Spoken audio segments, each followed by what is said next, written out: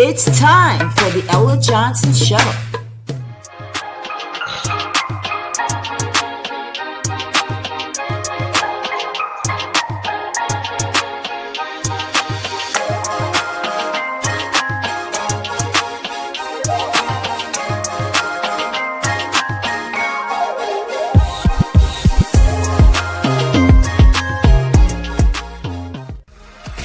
Thanks for tuning in to the Ella Johnson Show, where there are two sides to every story. Enjoy the broadcast.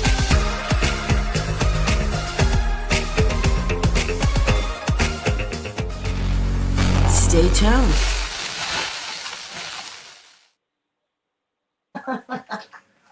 Hello, everyone, and welcome to the Ella Johnson Show. I am so excited tonight because it's Wednesday. It's the day before Thanksgiving. You all know Thanksgiving is one of my favorite holidays.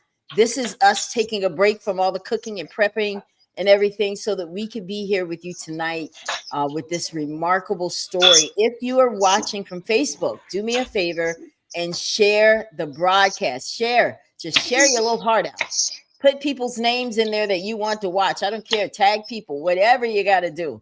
But please share this broadcast. If you're watching from LinkedIn, hello. If you're watching from West Africa, hello. If you're watching from YouTube, wherever you are, just whatever you do, subscribe to the Ella Johnson Show. I really, really do appreciate your support. So hello, guys. How are ya? Hello, Miss Ella. Well, I feel like I just saw you, Omar. I did. Yes, ma'am. Yeah, I'm starting to be a regular. Now, I appreciate that. Listen, you are a regular. You are definitely a regular for the Ella Johnson Show. But we have a new person tonight, Miss Bree Barnes. Hello, Miss Bree. Hi. Isn't she beautiful, guys? Just as pretty as she can be. That was my Southern accent. Listen, I'm excited that she has decided to be here. I was telling her before the broadcast, guys, that it takes a lot of courage to come here and put your stuff. Because, social media is all about the skeletons in the closet. Well, we're taking them out. Yeah. We're beating the devil to it. Because like I was telling her, no one can tell her story better than she can. So I just want to welcome you all back to the Ella Johnson Show. Now, a little bit about her. What we're going to do tonight, we will hear a remarkable story of transformation, one that proves no matter how deep the darkness, redemption can be found through purpose. Now, our guest, Bree Barnes, a talented R&B and hip-hop artist from Russellville, Kentucky, has lived the true meaning of rock bottom, like real talk. She knows the silence of childhood trauma, the desperation of addiction, and the confinement of incarceration. But here's the thing, guys. Here's what's real. Within those walls, something extraordinary happened. Bree didn't just find a way out. She found her voice. She credits her music with saving her life, turning her deepest pain into powerful purpose of poetry and rhythm. Now, here's the real deal. We can all learn from Bree's story. It is time for us to break generational cycles. So tonight, I want you to get ready to hear her truth, her struggle, and her triumph.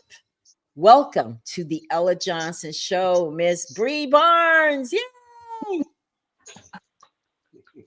I would put my little clapping hands thing over here, but y'all listen, I'm a one-man show right now. You do it all.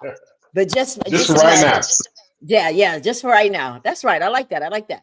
Well, welcome to the Ella Johnson Show, dear. I am so excited. Omar has been busy. And I told him, I said, we really need to bring people to the show. We talked about trauma for like the last 2 weeks, but we want people to actually hear and see what it really looks like. So I appreciate you for contacting the Ella Johnson Show to be a part of this and tell your story. How does it feel? How does it feel tonight that you're finally going to tell it like a TI is on the Ella Johnson Show? How does that feel? It feels great because I've had one-on-one conversations with certain people that I'm close to, and then even telling my story to some people, they're just like, there's just no way. There's no way. How are you still smiling?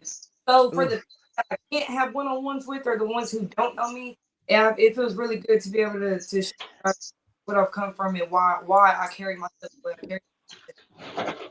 I like it. I like it. Well, I want you guys to buckle up. We're going to start from the beginning because, like I told Bree, tonight is about her. Listen, one thing about telling your story, it takes away all the bondage, right?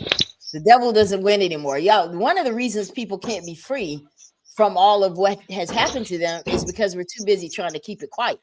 You Yes. know, I'm telling you, real talk. And I'm not just putting a plug for my show, but I'm going to put a plug for my show. If you want to tell your story, this is the place to do it. You know why? Because it's all about you. It's not about judgment. I'm not trying to get clicks and likes. I'm trying to help be this for this to be a place for people to come and heal. So let's go back to the beginning, Bree. You grew up in Carbondale, Illinois. Where in the world is that? So, where I come from, it is really like, okay, you have Illinois. Then usually when I tell people I'm from Illinois, they automatically think Chicago. Because I did. I'm from down south. That's the very bottom of the state. It is really poor down there. There's a lot of abandoned buildings.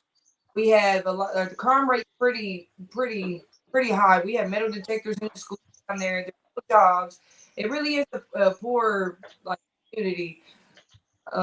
That's where I grew up at until I moved to Kentucky at 13 when my parents. Right.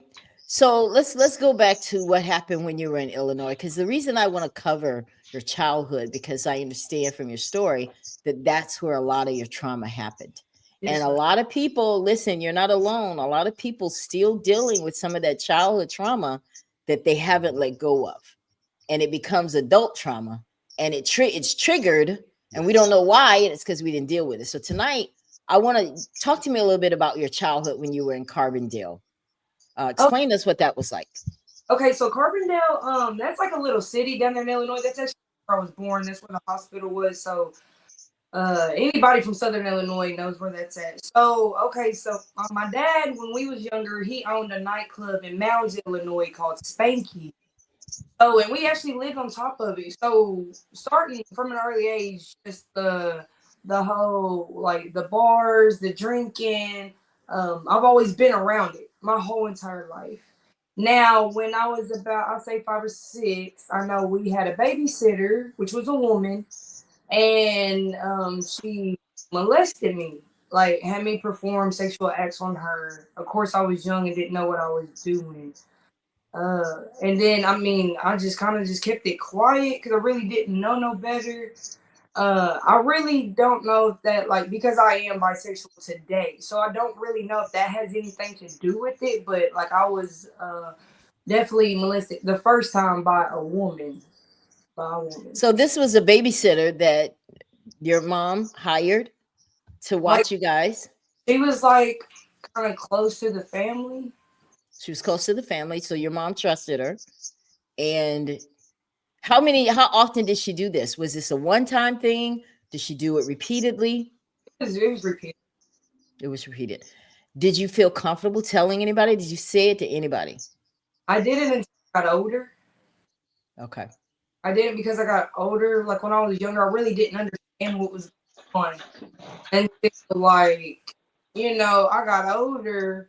And then, I mean, I was still in contact with this woman. So I didn't, I didn't hold it against her because I didn't know how bad it was messing me up. I didn't know Right. it wasn't Right. so until I got older and I realized, wait a minute, let me go back to what really started my anger issues and stuff like that. Let's, you know, I'm glad you said that because that's the hard part. That's the hard part right there because you got to peel that onion away, peel it back, get to the root. And that is scary sometimes because there are a lot of things that you may have recessed that you don't want to remember, right?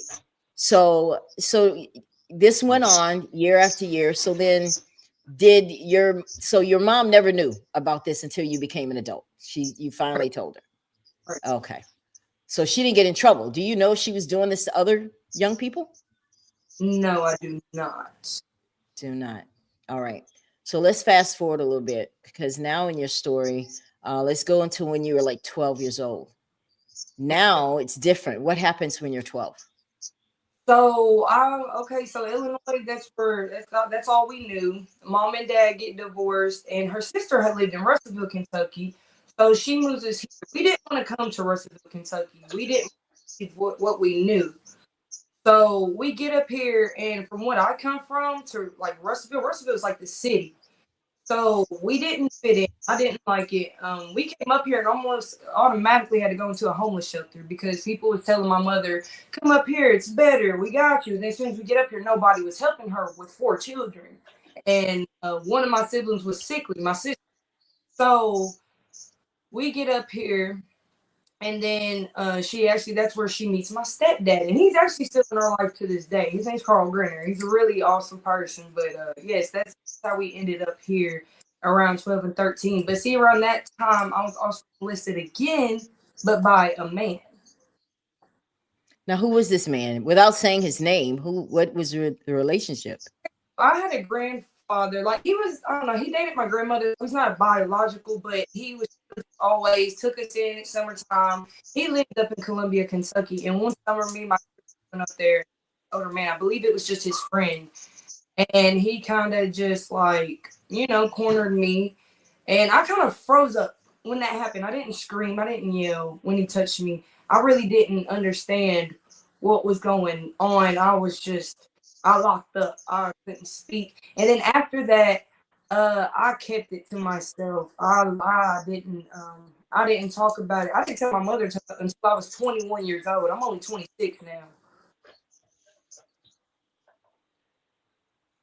Oh, wow. So, how old was this man? You were 12, and he was how old? Say about 40, maybe. He was up there. Oh, He was up there. was he? Was what did he do? Like, was he the bus driver? Was he? I I mean, had I no know idea. he was married to your grandma, but nothing. No, like it was Yeah. just my friend. So he was just over, I guess, we're at my grandfather's house and his friend comes over. They're outside, they're drinking a beer, we're in the house. And then he goes to the restroom. Or I was coming out of the restroom and he's coming in and then kind of just like blocks me in. Like, oh. So I'm like, oh shit, like, and then I freeze up questioning me, like, have I done anything? This and at this time I'm no. And then after he had stopped, I know he would whisper, like, I want to touch you again before I leave. And it scared me so bad. And then I felt disgusted. I felt disgusted with myself. I felt like I felt like nobody would believe me if I said it. I didn't know his family. Which now looking back at it, I wish I did because like what if I could have stopped this from happening to somebody else, Now that I actually think about that. Well, that you don't want to do that because I mean you were a child, and let me ask you a question because this is something that I know everybody thinks about. Like, was there anyone in your life? Because you mentioned you guys were in foster care, so I'm going to ask about that as well. Like, how did you end up in foster care if y'all all went there as a family? So let's deal with the first thing first. This man, so he molested you. Was that also repeatedly done? No, No. because I didn't go back up there. Okay. Summertime and time I we'll stay home.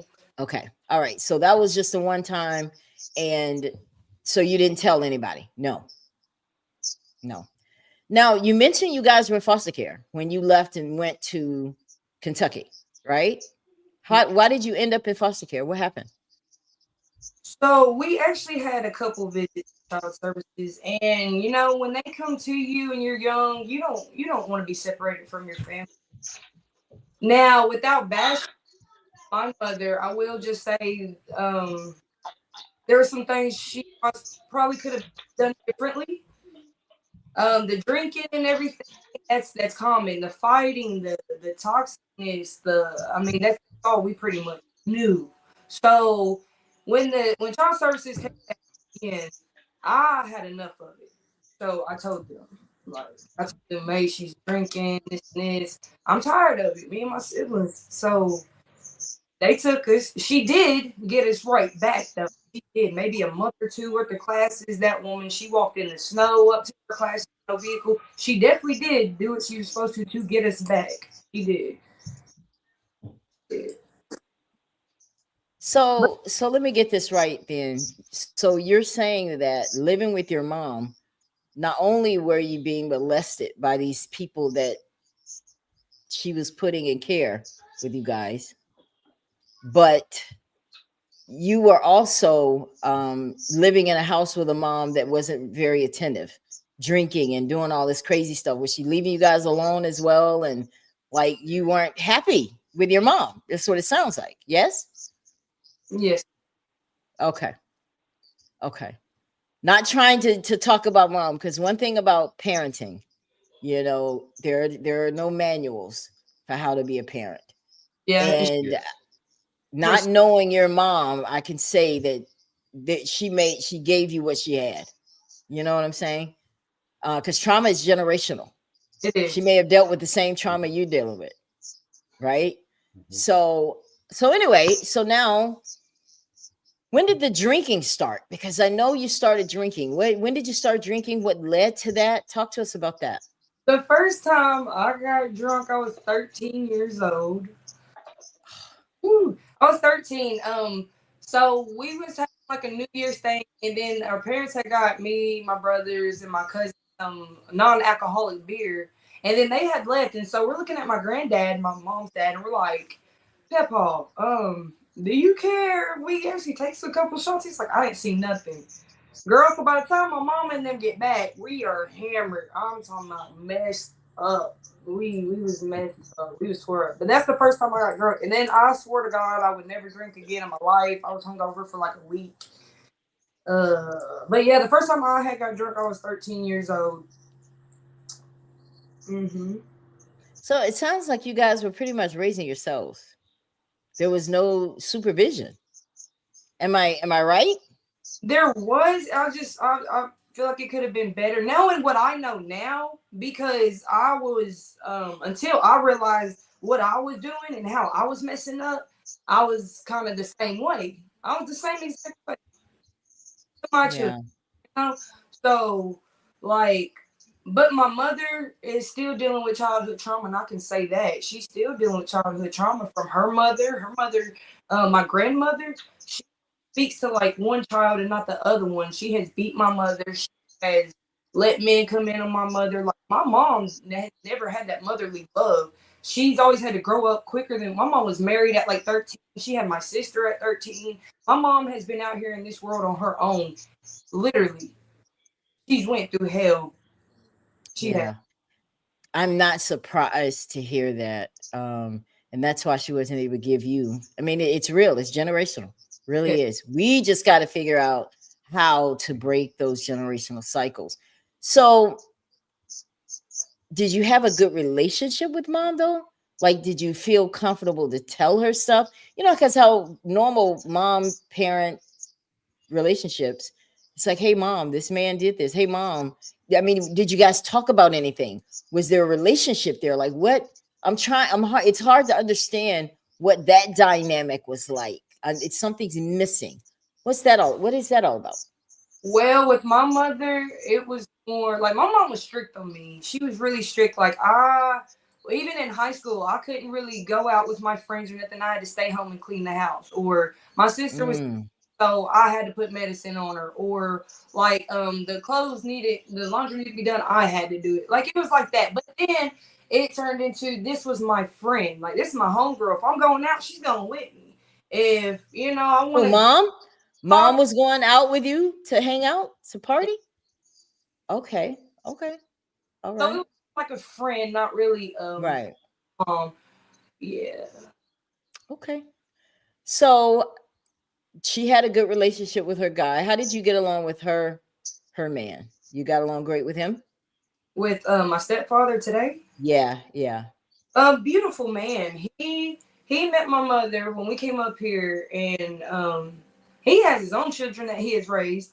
But he met this woman and he took on 4 kids. So like my sister, as I mentioned, she had 2 liver transplants. Sister wasn't supposed to make it at all, really.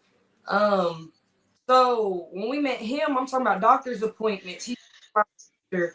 If me and my brothers needed anything, he's there. There's been plenty of times, like a couple years ago, I get out of jail and walk up to his house. You know, he still welcomes us. Like there's, yes, he's still here. He is still here. Like we still.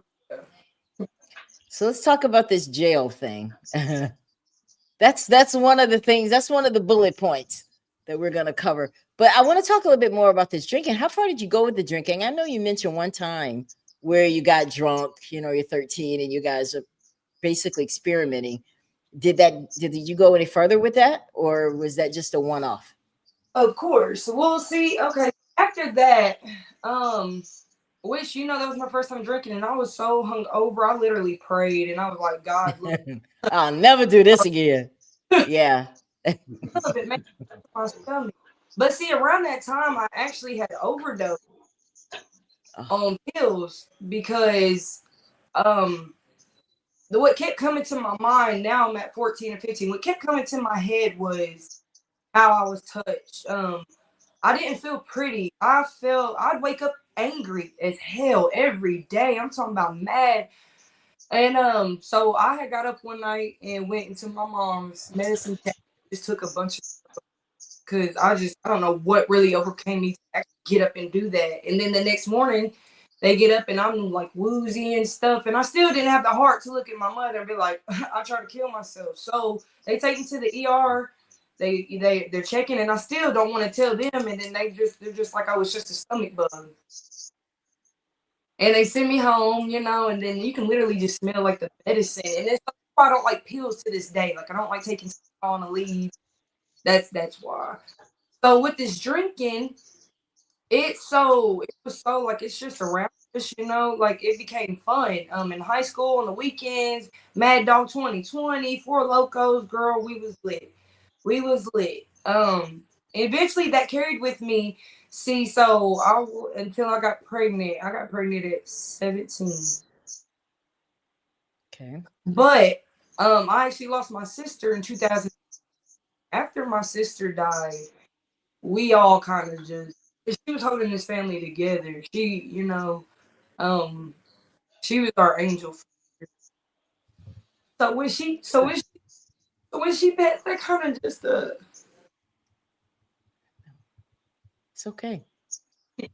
that really took us for real, But like, so my mom had my oldest brother and her first before she met my dad. And when my dad met her, he said that he prayed for the girl. So if she needed a liver or anything, I was supposed to save her if she needed anything. So my dad told me that he prayed for me to be ordered to save her life. So when she passed away, I felt purposeless, I bet. Take your time. Take your time. So let's talk about your relationship with your sister. What was that like? Because I know you guys went through a lot together. Because it was just you and your sister. How many siblings were there of you guys? 4 altogether. There were 4 altogether. Okay. And were you younger than her? Was she older than you? Yeah, so Younger than you? she's the oldest. So Brandy was born in 92. And then Joseph, my big brother, he's currently incarcerated. He kind of stays incarcerated. He's one of us that he couldn't break the cycle. Then there's him, and then there's me, and then my little brother Devin. Okay. So now it's just really me and Devin. We do still keep in contact with our big brother, of course, but really it's me and my little brother now. It's all we really got. So you guys were all close because you grew up together. Very Even close. in the foster homes, you guys were together. In the foster homes? In the foster homes, it was just me and Devin. Okay. They didn't want to take Brandy away from my mother because she had health issues, And then my big brother Joseph, he was just really just running around doing his own thing on drugs, in and out of jail, stealing vehicles. And he's about 30 now, 31. And he just cannot break this cycle, which makes me even more appreciative. Like I got a hold of it and broke it while I could. Yeah. So did you mention that your sister had some health issues? What kind of health issues did she have? So when she was born, I guess my mom was young and she had to have 2 liver transplants. She was like 20. She's in her 20s, but she looked like she was 15. She she was in and out of doctors, breathing treatments. She's had surgeries. I mean, and then about 2016, she had got psoriasis and had broke the skin. Her skin had underneath her arm, and then I guess an infection got into her bloodstream. But by the time we got her to Nashville, her organs were shutting down way too fast. So we Oh, literally was like, we're gonna have to let her. You know what I'm saying? We kept her on the machine. I was like, I've seen people come up at it. I know the miracles happen. She's been fighting her whole life, but I guess she was just. yeah. I know it's hard, hon. I know it is because you guys were close. It was your sister. She's still with you. I mean, what you're doing now, put it in the music. Put it in the music, right? Put it in the music. All this pain. Put it Mm-hmm. in the because and how long ago was that when she passed away? When was that? This was 2016, February 20th. Okay. Wow, 2016. So, and how did you cope with that? Like, did you start back drinking? Did you use drinking and Y'all did. drugs? Y'all did. We all did. We all Okay. did. I literally had to stop my mom from like, she just lost her child. And this is the child my mom has really been through it with. Um, I've had to tell my mom, you gotta get up. You got other kids. You have to get up. You can't. Um, and then which my mom was more strict on me because now I'm her only girl left. Now I'm her only girl. So I mean, like she was really, she clung to me. Which like after my sister passed away, I think about 6 or 7 months later, I found out that I'm pregnant with my little girl. Uh, Yeah. Now we haven't talked about any of your partners. Like, are these relationships? Are these So like talk to me about these relationships? my kids is dad. We met a month after she passed away. Um, Okay. and I think I was about let's see, 16. He was almost 17. We met, and then see, like, I don't know why I got so connected to him because my sister had this boyfriend and he had Down syndrome, and his name was Nick. Okay. And so she's always like, "You need to get you a Nick." Well, so I meet this man, and guess what his name is? Nick, not Nick. Right. So Okay. I don't know, I really liked him because he was, quiet to himself. He comes from a different, like, he didn't come from money or anything, but it was just like he come from a more peaceful background than what I came from. So we're together for about 7 months, and then we found out that I'm pregnant with my little girl. This was 2016 because I had her in 2017. Okay. And I have this picture here because I thought this was just too cute. Look at these babies, guys. My baby. Wow. Just what are their names? Kaylin and Caden. Oh, beautiful. Absolutely beautiful. Now, let's talk to now this part I know is very touchy, so we're going to be careful with this conversation because I know you're in litigation right now. But um do you have the kids? No. How did you end up losing your kids? So I will go ahead and start this off by saying I wasn't the best mother. I wasn't the best person. I'm sitting there going out every weekend. I'm putting them off on babysitters. My priorities were all fucked up. They were all fucked up. I wanted to be hanging out with my friends more than being there with my children. So Mm, I'm sitting there, every other weekend, I'm doing, hitting cocaine or jiggers or say it's ecstasy. I was just, I just didn't. At that time, I don't know. I just did not want to be a mother, to be honest, because if I did, I would have been a mother. But then, and it is all on me. And then I also had the wrong people around me because nobody was telling me, hey, you need to straighten up. You need to straighten up. You need to, it was, nobody was telling me no different from what I was doing. So I'm like, this is all right. So they had, we was going to court. They was placed with their grandparents on their daddy's side. Now they was in my care. Okay, so I had to go to work, and I had to go work at Magna and Bowling Green, and Okay. their dad has been wanting to see the kids. The kids have been wanting to see their dad. At this point, we're not together. I don't know what he's got going on. That's none of my business. I need a babysitter. You want to watch the babies want to see you. That's cool with me. I gotta work. On top of that, I had my brother staying at my house, which I told them, y'all can stay here. Just make sure you clean, clean up after yourself. That wasn't being done. So I'm at work and I get a call, and it's child services, which this lady I actually went to high school with. She's blowing me up, and I'm like, what's going on? My kids' dad's calling me, my brothers are calling me, and I'm like, what's going on? Now, I had a case open with CPS. It was literally about to get closed. Literally the next day before this happened. I had both my babies. They had their own room. I had a job, all that. So my brother has a warrant for his arrest. My other brother has a warrant for his arrest. My kid's dad has a warrant for his arrest. Every single one of them is in jail. So when they call me, I put my kids in harm's way. I put my children, okay, bet. So they're like, you need to get down here, but we are going to take them and put them with the grandparents. So I'm spazzing the fuck out. Oh, I'm going off. I'm talking about I'll be any cop's ass. Let my kids better be there. Let me at least hug them when I get home. Yeah.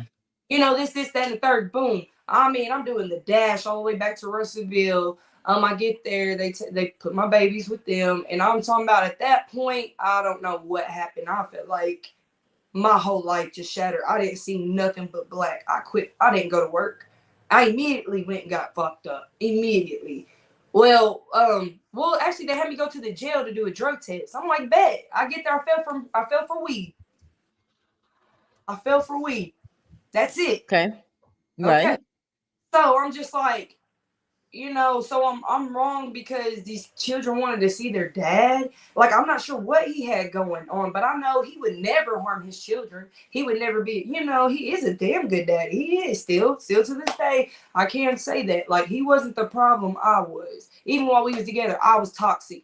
I was, I could spend my money on what I wanted, but he had to pay the bills and cook and this and this. That's how I used to be. It's very sick for me to even think about it. But I was really mean to him. And then that's where I had took it upon myself, like, wait a minute. I am getting up and I'm treating this man like shit, this and this. Something is wrong with me. Something wrong with me. Trauma. Yes. Yeah. So, I mean, so they took the kids because, so you understand and agree, rightfully so. Yeah, they took the kids. They did their job. Not even, you own that. What have you done since then? When did Okay. they take the kids, first of all? When did they take the kids? Okay, this was like what, 2021, because I was in jail. I started going to jail in 2019. And I first went to jail for domestic violence because I beat their dad up. I beat him up in like broad Wait a day. minute. Wait a minute. You beat their dad up? So you abused him more Yes. than once? More than Yes. once? He wouldn't hit you back, right? That's Um, what, yeah, he would hit you back. So who would call the cops? He would? yes. Okay, so he would call the cops. You would go to jail. Yes. How many times did you go to jail for domestic violence? I went for domestic violence once, and then him automatically put an EPL out on me, which, I mean, with baby mama and baby daddy drama, we were still messing with each other. And then it went from that to we got caught being around each other, and with the EPO, we both got locked up, and then I got out, So and what's EPO? What does that mean? What do you mean? he had a restraining order on me. So you were around him knowing that there was a restraining order, but why did he get locked up? We did. We both did. But why did he get locked up? Oh, because when you get a restraining order on somebody, it's a no contact. So like if I was to get a restraining order on you and they find out you Mhm. have contact with me, we're both in trouble. We're Oh, both really? So y'all both got locked up. So at this point, where are the kids? If you're Okay. both in jail. At this point, okay, me and him had 50-50 custody. Okay. And then, okay, so it was like around Christmas, and it was my turn to have Kaylin. We only had one child at this time. And he was like, well, my parents, da da da. I'm like, okay, they can have her. And then he texted me, girl, we've been going back and forth. We've been arguing. This breakup has not been easy. So he said to me, we have her and you will not see her again. Oh, hell broke loose. You got me fucked up. That's my baby. I'll take disrespect. But when it comes to my kids, I lose all. I used to. Now I know I can maintain my composure, because can't nobody say nothing to me that'll get me out of character. But back then, I didn't take disrespect from nobody. Well, yes, I didn't take disrespect from nobody, not even my mother. Eventually, especially after I turned 18, because how I felt like I've dealt with enough growing up. Now I'm grown. Don't play with me. So That's why did you specify mom? Has there been drama with mom? Because me and my mom have gotten to like physical altercations before. You've actually gotten into a physical altercation with your mother. Yes, ma'am. You mean like fighting? Yes, ma'am. Wow. Yes. I can imagine that's all that bent up anger that you just never got therapy for. Of everything that you feel like she put you through. How are you and mom now? We're good. Um, I don't know. I have to keep my mother at a distance because I mean, just like all of us, she still got stuff to work on. The only difference is my mom is going on 50, but still has not dealt with her childhood traumas. So I've even heard her call her mom, and my grandmother, her mother lives not too far from us. And my mom is just like, why don't you talk to me? Like, why don't you love me? My mom has never had love. She has always had to get out here and be a survivor. I'm talking about, so, and this is Hmm. still hasn't like sat down and dealt with, so it carries her. So with my mom now, I have to keep her at a distance only because I don't like arguing. I will not argue. So to prevent anything like that, my mom doesn't even live here in Russellville. She actually ended up moving back to Illinois. We're here. She's not. But she comes up and visits and stuff. So my mom is like she's all right. She's a fun outgoing woman. We actually got the same personality. I am a lot like her. I will admit that right now. I am a lot like that woman. I'm sure. Yeah. Yeah. To me, that was not a compliment. That wasn't, So I'm just like, oh wow, one. What is it? What is it going to take, Bree? On a scale of 1 to 10, where do you see your relationship with your mom right now? On a scale of 1 to 10, as far as being a good relationship, what number? I don't know. Is it more than 5? Less than 5?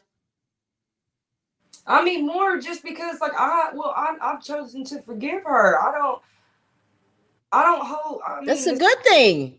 That's yes. a good thing. But then again, like I know people will be like, but that's still your mom, this and this. Okay, look, at where I had to fight so hard to get peaceful in this mindset. I don't care who you are. If you're toxic and you're bringing negative ass energy around me or near me, I'm going to distance myself from you. I may not cut you completely off, but I will not entertain negative energy with anybody. With anybody, I just won't do it. I won't. I've I had hear to. it. I understand that. I actually understand that. More than you know. But I love However, my mother. however, I would give anything. I want you to look at me, Bree. This is real talk. I would give anything for my mother to be here today. Anything in this world, I'd give it. When they're gone, it's over, baby. It's over. And everything that was unresolved, it's too late. It's too late. So if you guys were to have somebody that say, look, let's start some family therapy. Let's just say a friend of the show would give you guys maybe one conversation together. Would you do it? I would love that. Do you think she would? So Absolutely. if your mom were watching this show tonight, I want you to look into your camera and I want you to tell her what you went through back in those days, what it did to you, how you feel. I want you to let it out. I want you to look in your camera and I want you to talk to your mom and tell her what that did to you. This is a freeing moment, sweetheart. It's gonna help you. Okay, well, Mama, if you're watching, I had to tell this. I had to tell this to have people understand why I am and why I acted the way I acted. It's always hurt me when we would bump heads or I always felt like you could do better, but I've always understood you did better than what you had. I don't blame you. I don't hold it against you. I do wish that you would take the chance to even try to heal because I know you're a beautiful person. I know you're a beautiful person. And you're so hurt. And you let it bled on us, even though you didn't intend it to.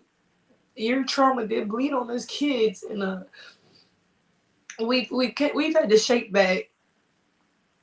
We've had to shake back. It did build us some strong people. I've always loved you.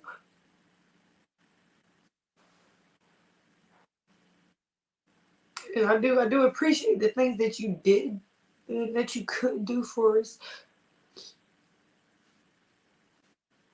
And I want you to understand, like when I go months and I distance myself back, it's because I don't want to argue.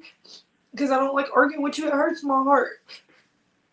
And so when I don't talk to you, it's because I just want to avoid any type of conflict or anything. But I want you to know that I do love you, and I do for you. There you go. Yeah.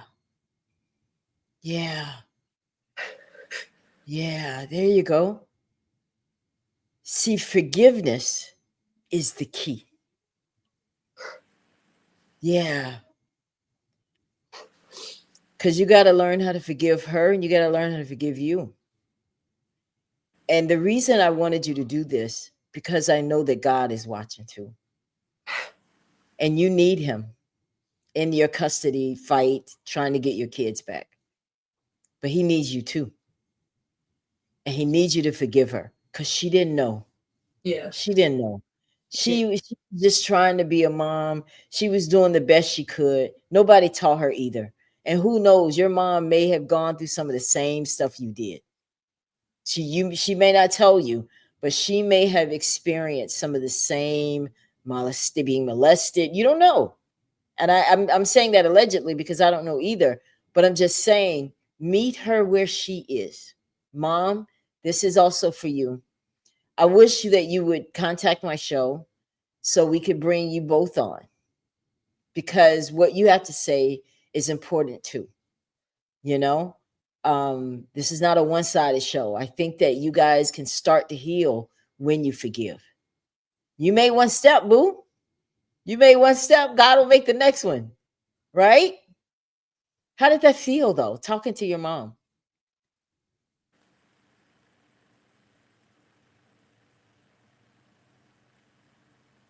Uh, it felt. I mean, it felt good.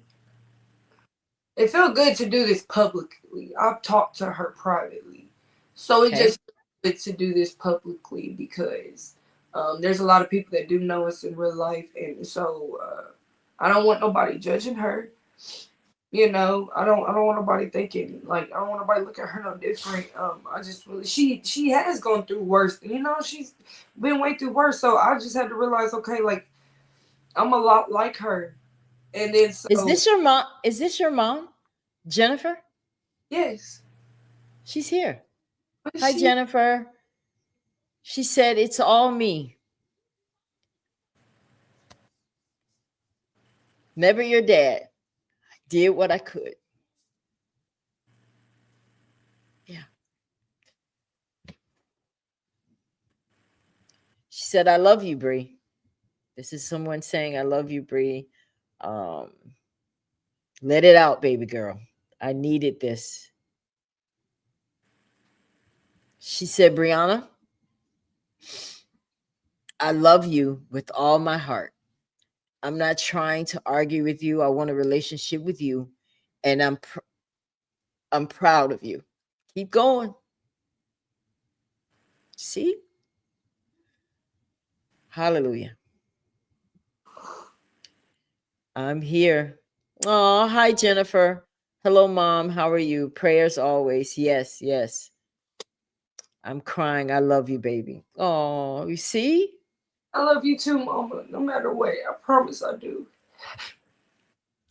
I want to see you guys come together for the holidays, Christmas, and I want to see that because I'm telling you, there's no pain, and you hear it from me because tomorrow is my mom's birthday. She's not here. Wow. Yeah. So, in her honor, because I know that this is what she would want me to do, is to help heal you guys so that you don't have regrets. Yes, ma'am. Okay? Because there's nothing in the world like when your mom is in that ground. I'm telling you, take it from me. There is nothing in this world that hurts more. Nothing. So I want to see y'all do this right. I want to see you guys break this generational cycle so you can show other people how to do it. Yes, ma'am. So many families are going through what you guys are going through too. Yes, You ma'am. know, I'm glad that you guys allowed us to air it here.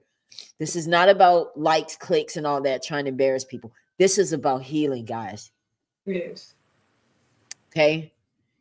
She said, let's see what else she says here. I feel like she is here. She said, the more I try, you push me away. Yes, ma'am, baby girl. I need help.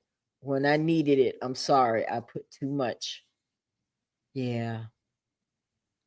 See, I figured as much because what you guys are going through is very typical in our culture that we have a lot of secrets, a lot of family secrets, a lot of stuff that we just try to handle on our own. We're not equipped. Sometimes it takes, and God uses therapists to help us heal. Right. That's what they're there for. And I really hope that someone that's watching this broadcast knows a therapist who would love to work with you guys as a result of this broadcast. I can bring them on the show, whatever we got to do to help this family. Because I knew there's no way your mom doesn't love you. I mean, I just met you and I love you. I feel like you're my child too, right? So I know that your mom loves you. There's no way she doesn't. She just doesn't know how. Yes. Yes, absolutely. Yeah. Yes. Yeah. And mom, I just want you to know you have a beautiful daughter here. Beautiful daughter. She's courageous, coming here to tell her story. This is not about trying to make anybody look bad. I want you guys to know that. Understand that. Real talk. That's not what this is. This is about healing. That's the kind of stuff that we want to do here on the show. She said, but you keep going, my warrior princess. Aw. She's proud of you. I know. I love my child. That's all that matters. Yes. Aw. I See, love. this is worth it. This is so worth it. Let me bring Omar. Omar, you missing it, bro? Now I've been listening. I've been listening while I'm still handling my business. I'm over here Oh, crying and stuff. I'm telling you, what? Yeah. Oh, I just listen. This is why we had to pray. You see? Mhm. Let God do what you will with this. This is not about me. This is much bigger than me. God, you handle it. He has a reason for you to be here tonight. Reason. I mean, when Omar asked me about you before we did our show, we were right. We were what, like 2 minutes from going live? Oh, Yes, Ella, man. at this girl. Yeah, yeah, yeah. I said, I said, you don't even have to ask me, bro. You already know. It is what it is. The more the merrier, because this is how we heal, family. And this Yes, is for man. everybody that's watching this podcast. You're welcome here as well. That's what this is all about.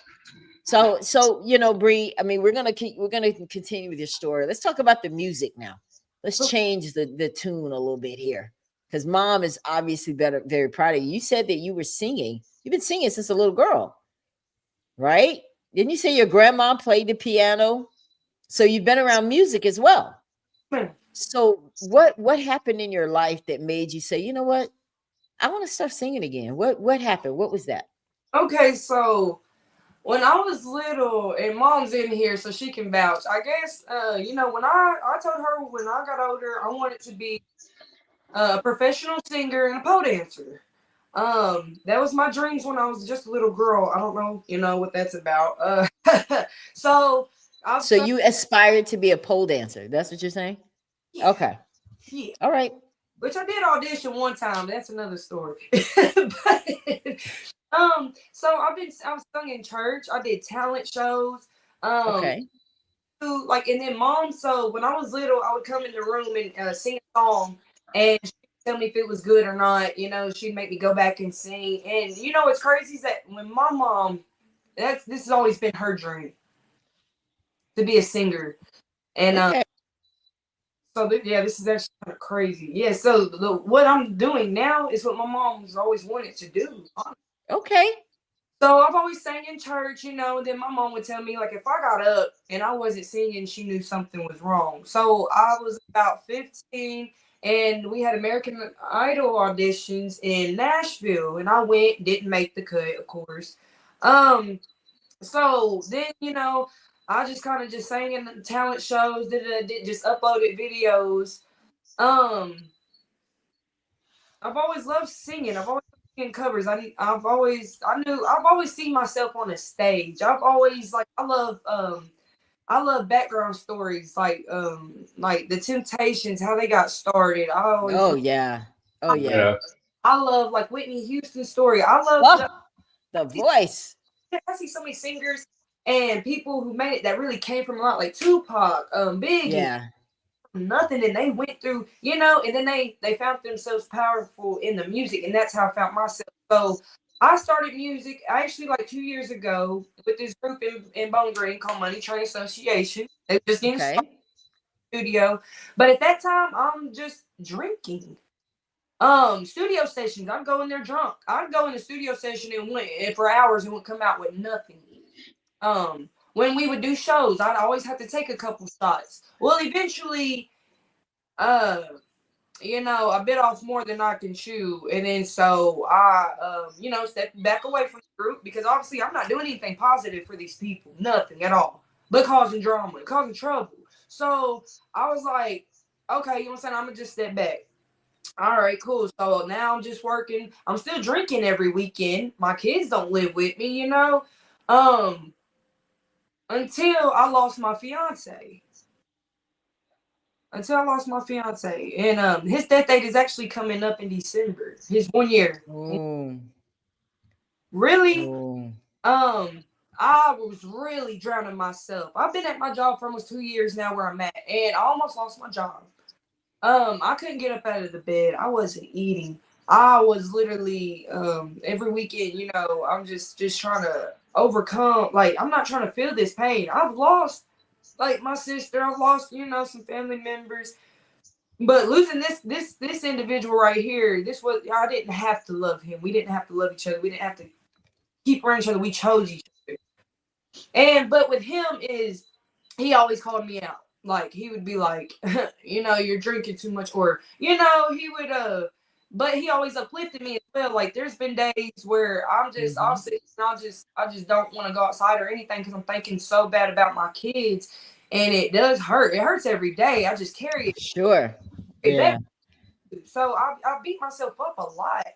And he would still pick my head up and tell me, you're a good mother. He has children of his own, which I was around them. And I still have a relationship with his children, with the mother of his children, with his family. I still just like his daughter actually just called me before we got started. So with just Aw. being able to be around his children, that gave me the sense of I'm still a mother. Wait a minute. Um, so when I lost that, and right when I got court going finally for the kids that same day, I go to work and I get from the mother of his children, and she's like, he's dead. What? What do you mean he's dead? We was together for 2.5 years. So with that, it broke me. Now Omar has reached out before this and wanted to work and do music, but I'm still just drinking and I'm not taking this stuff serious. It's whatever. And And then I wrote my song Angel Kisses. I wrote my song Angel Kisses, and when I wrote it, it was just like, the lyrics, I'll say, I cried till I couldn't cry no more. I drank till I couldn't drink no more. Seeing you in a casket, it still don't seem real. I'm literally writing down what I'm feeling, and it turned out into a beautiful song. Beautiful. It's one of the best songs I've ever, still to this day, I've ever wrote. And Omar, that's when, I met Omar. Then he had this song he's been wanting me to do. We did it. Now, when I did that song, I felt good. I felt better. So then I just started writing more. I just started doing music. So less and less, I'm drinking less now. Now I got something. Now to this day, so this was up in January when I wrote Angel Kisses. Now to this day, uh, I'm sober. I don't drink or smoke. Wow. Yes, So I'm how very did Goodness. your fiance die? I'm just curious. How did he die? um. I was told a heart attack. Heart attack. Okay. Yes, ma'am. I didn't really question his family because I just felt like it was difficult because his mother, this is the second child she's buried. Jesus. Yes, yes. He had a 10-year-old sister that, she got hit by a vehicle in 2016. So when I met him, my sister passed in 2016, his passed in 2016, not even a month apart when I met him. So trauma brought you guys together. Yes. Yeah, it sounds like it. Yes, ma'am. Yeah. So when So I you lost lost him. You I yeah. just I shut down. Like I drank so much, and it didn't help. I still felt what I was feeling, and then It I don't. wasn't meant to resolve it. Yeah, Drinking is not meant to resolve. It's not gonna ever work. it's not ever, Um, ever. yeah, Yeah, it's not gonna work. No matter, because if that were the case, we wouldn't have any issues in the world. right. But it's not gonna work. What other coping mechanisms do you, besides drinking, besides the smoking, what else, and besides beating up your boyfriends? I'm not trying to be. I mean, that was a bad joke. Like that was so bad. I should be shot for that one. But I mean, you beat up your boyfriends. So, besides those types of things, what other coping mechanisms do you use to cope? What else do you do? What um, else have you tried? anything. I mean, cocaine. I've done, like, and then like I just would do anything really to numb it. So like I would like get a bottle, get a little sack, get some weed, and I mean I'm just like fucked up. And then by the time it's time to go to work, I'm so hung over. I don't even want to go to work. Like I almost lost my job. It's so crazy. Until I just had to stand up, like, cause even being incarcerated, you know, he was the one that was just like, okay, like 3 years ago, he looks at me and he's just like, I feel like it's best you turn yourself in. I was working, I'm welding. I'm actually certified in welding, so I'm welding. And I'm like, you know what? You're right. And I turned myself in. That's the last time I stepped foot in a jail cell 3 years ago. That's the last time I stepped foot in a jail cell. Because I was so content with sitting in there. I felt like getting out and doing whatever the system wanted me to. I've been to 3 different jails, 2 different states. I'd be on the run here in Kentucky, and so I'm on the run in Illinois. I ended up getting locked up in Illinois. Then I had to get out back up here, turn myself in. It was a mess. I had all kind of court fees and fines. They've impounded my car. My license was suspended. So they would still want me to come to court 2.5 hours away, knowing I don't have a car or no license, or they's going to lock me up. But I got it done. I did get it done. Now I don't have nothing like that. All my fines and stuff, they've been paid. Everything's been done. I'm sober. Even through like even after like most of this year, I would still be like I just got a grip on my drinking first because I didn't think that I had a problem because I could Mm, go all through the week without it, but on the yeah. weekend, every day of the weekend, I'm drunk. And I was just like, well, as long as I can maintain a job or whatever, I don't have a problem. And so I realized, wait a minute, I'm literally craving alcohol. I'm in addiction. And I was so blindsided to it. I didn't something, oh, we're just having fun. Well, then it got to where my fun wasn't fun no more. I started being mean, angry. Um, I mean, I'm into it with my little brother. My little brother, he's big. You know, he's bigger than me, and I'm stepping up to him like, "I'll beat your ass." You know what I'm saying? And he got Yeah. me. He got me. But I was, I'd be running around. I'd be mistreating people, starting arguments until I realized, wait a minute, now I can't drink. I can't control my liquor. I just can't. So if you now, I once I realized I'm a monster when I drink. I'm not a good person when I drink. I'm actually a better.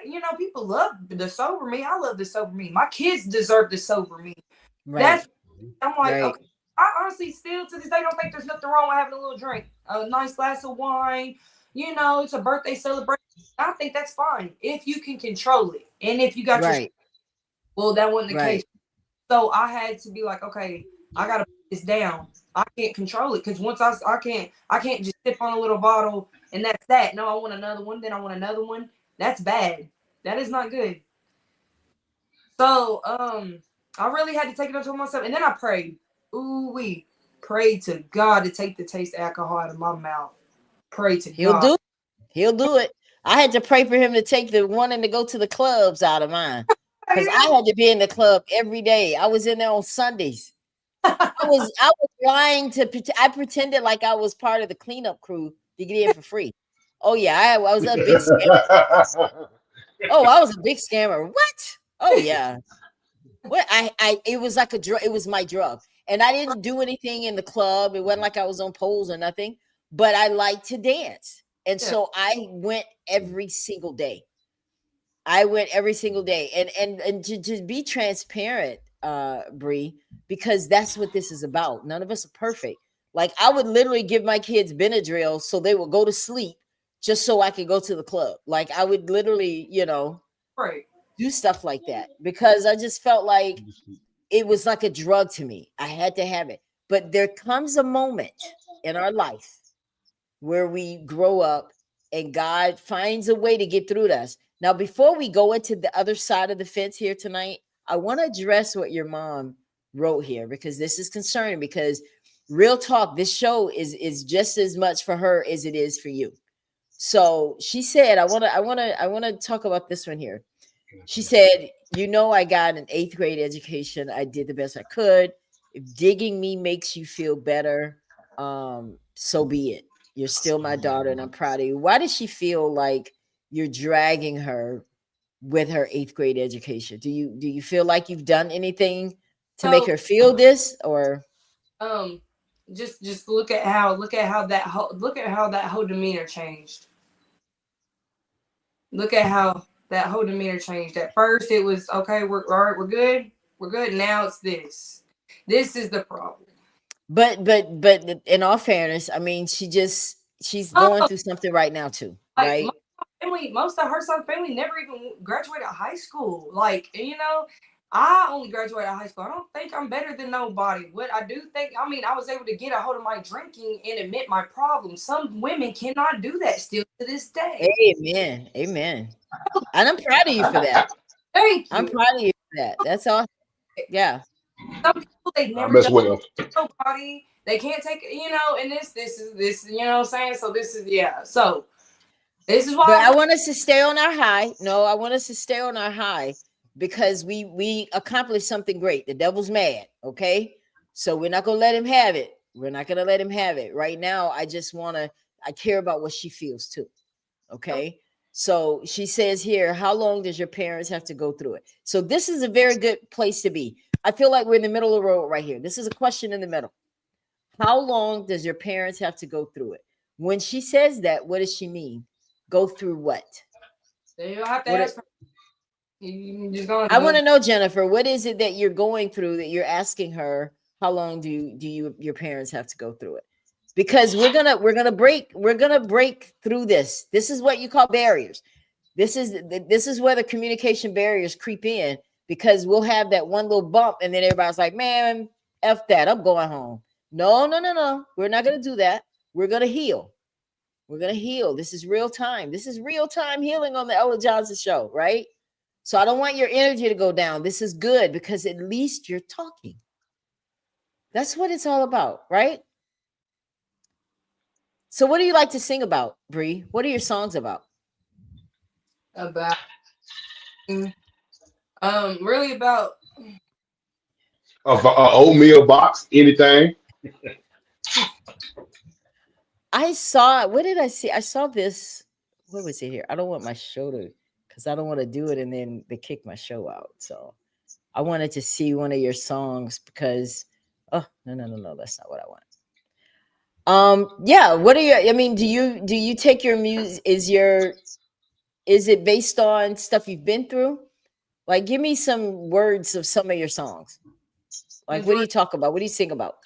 So I'm just like, man, just look at where you used to be, and then look at where you at now. If Mm. anybody told you lately, I'm gonna tell you, I'm proud of you. And then I got I thank God for growth because now I don't need anything to make me feel numb. I want to feel what the world throws at me. So I'll be prepared for the worst, but I always hope for the best. I want to listen to this. I want to, for the record, say I don't own the rights to this music, but I do have the young lady and the young man who does have the rights to this on my show. So please don't kick my show out if I play this, because I want to play this. Just look at where you used to be, and then look at where you at now. Look, if ain't nobody told you lately, I'ma tell you, I'm proud of you. Change don't come yet. I said change don't come yet. Yeah. I said change don't come yet. Said change don't come. Yeah. Said the change gon' come. Said the change gon' come. Yeah. I know the rent passed due. Bill stacking too high. Feeling stuck in the system. Just trying to survive. Stole defeat every night. More hate and more pain. But I still in my eye. Cause Yahweh, he still reign. I done wrestled with trauma. Tried to drink it away. But the hurt still remains. Just look at where you used to be, and then look at where you at now. Look, if ain't nobody told you lately, I'ma tell you. Yeah. So talk to me. What was that all about, guys? That was nice. That Well, song is called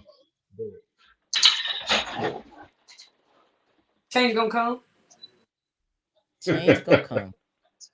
because the change gonna come. Which really, my favorite songs by Sam Cooke is "Change Gonna Come." Oh, I love that song. That's a beautiful yes. song. So when me and Omar work together, what Omar does is he'll send me a beat. He'll send me a beat like, Bree, what you got for this? And then I'll hit him back like I got, what I'm saying? I'm humming a melody, and this is what we're going to talk about. And that's what we talk about. So I've just been in jail so much and been sitting in there. And then my mindset from when I first started going to jail, I thought it was so cool. I thought it was hard. I thought I'd get street cred. I mean, that was just the dumbest. Right. Yeah. These last couple of times I'm sitting in there and I feel it. I'm meant to be outside of these walls. I'm not supposed to be caged in like this. This is not my purpose. This is not who I am. I'm not in here crying trying to get up out of here, but I understand I'm meant for greatness. This is not. I wasn't even raised I just took a different and then but then again, once you're in the system, it's hard to get out. Really? And do you feel like you're judged so much because of the mistakes? Like there's no, Absolutely. like, how do we, and that's one thing I don't like about the system either. I agree. Omar, do you agree that the system could need some changing for people that, oh, I was crazy when I was younger, but now I know better. Now I want to start over. And the system just is not set up for that way for us. What do you think about that, Omar? I wanted you to jump in. I know you've been sitting here and being very supportive, but I really want to know what you think about that. It depends on the person. The system I will say from my experience, the system definitely has things in place for a person to be rehabilitated, but it's up to that person to want to do it. Now, Right. there are some places who don't have it. It's all depending on the geographic. If I was locked up in Alabama, I probably wouldn't have got that opportunity because they invest more in prisons than they do in schools. But I was locked up in Kentucky, and Kentucky's big on rehabilitation. But at the end of the day, no matter where you're at, it still depends on the person. Mhm. Yeah. So when you're in jail, because I mean, I'm very curious about this. When you're in jail, like you have a lot of time to think. Was it Yes. then that you realized you deserve more, or was there another time? Um, it was really then because that when I was sitting in jail, I was away from everybody. I was away from Yeah. everybody. All the You're people. forced to sit in your thoughts, right? Yeah. Yes, yes, and then seeing Yeah. feeling pregnant. I was pregnant with my son, and I did 4 months in the county. Ooh. Yes, and during Ooh. COVID, I would come out for doctor's appointments. I'd have to re-quarantine, so that means 14 days at a time. I'm in a cell, no TV, no phone, just me and a. Mm. That's it. That is it. And then after my quarantine, I can go in general population. General population, you got TV, you can call, you got snacks. So the majority of the time I was locked up and pregnant, I was really isolated, literally alone. No, not a Well, cellmate. isn't that a good thing? Isn't that kind of good though? Because you're protected. I mean, you're pregnant. You don't want people bothering you and and trying to start Well, fights with you, right? I felt alone because at that time my kid's dad had left me in there. Like he stopped talking to me. Um, Oh, yeah. so I was really, and then every time I called my mom, it's he's out here doing this, he's out here doing this, and I'm literally finna lose my mind because I can't do nothing. I'm sitting still. So she's just like, well, I just figured because I know how your anger is. I just figured I'd rather tell you while you're sitting in there before you got out. Yeah. So I did take anger management as well. It was court order. I did take anger management because after I got arrested for an alleged drive-by shooting as well. Wait a Yes, minute. It was alleged that you actually were in a vehicle and drove by and shot somebody? allegedly, yes, ma'am. Oh, wow. And how did that turn out for you? Woo. Okay, so my kid's dad, all right, he had the gun. He has a gun. Okay, so there's a back on back roads, where I come from, it's mainly country roads. You can shoot a gun off country roads, that's not a big deal. Well, so me and my kid's dad, we're kind of into it. So there's this, I guess, girl he was dealing with, and she's just like all trying to help him take my daughter from me. Da, da, da, da, da, da, da. So we run out of gas, and then this cop pulls up behind us, and they're like, there was shots reported, coming out the vehicle. And we're like, no. Well, they searched it, and they did find a gun, and they're like, well, it's warm. And then so I'm just like, okay. So I have my big brother with me. He's already on probation and stuff. So they find anything. They're like him being around a gun, go to jail right now. Well, that's my big brother. So I'm just like, you know what? I shot it, but not at nobody. And they're like, oh, Mm. they're like, okay, we're just gonna search you. So when they searched me, they found shell casings, black gloves. So they're Oh, like, this don't look right. So uh, I got lodged until they did the motion of discovery. Da da da. So the whole time they're investigating, seeing if they find any shell casings on the property, see if there's any bullet holes. Nothing. There's nothing because if there was attempted murder for each person that lived in that home, so there was nothing. So my lawyer's just like, wanting da, da, da, da. Well, I've been sat 4 months. I'm finna get out of jail and have my son. Yes, I'm gonna take one endangerment first degree. I gotta get up out of here. Like when I first got arrested for this, they told me my bond was $50,000 cash. I cried. What? oh, But I've been like, in and out. Like spent the night for domestic violence, went for EPO, little stuff, failure to appear. I didn't know what I was facing. So yeah, my bond was $50,000 the whole time.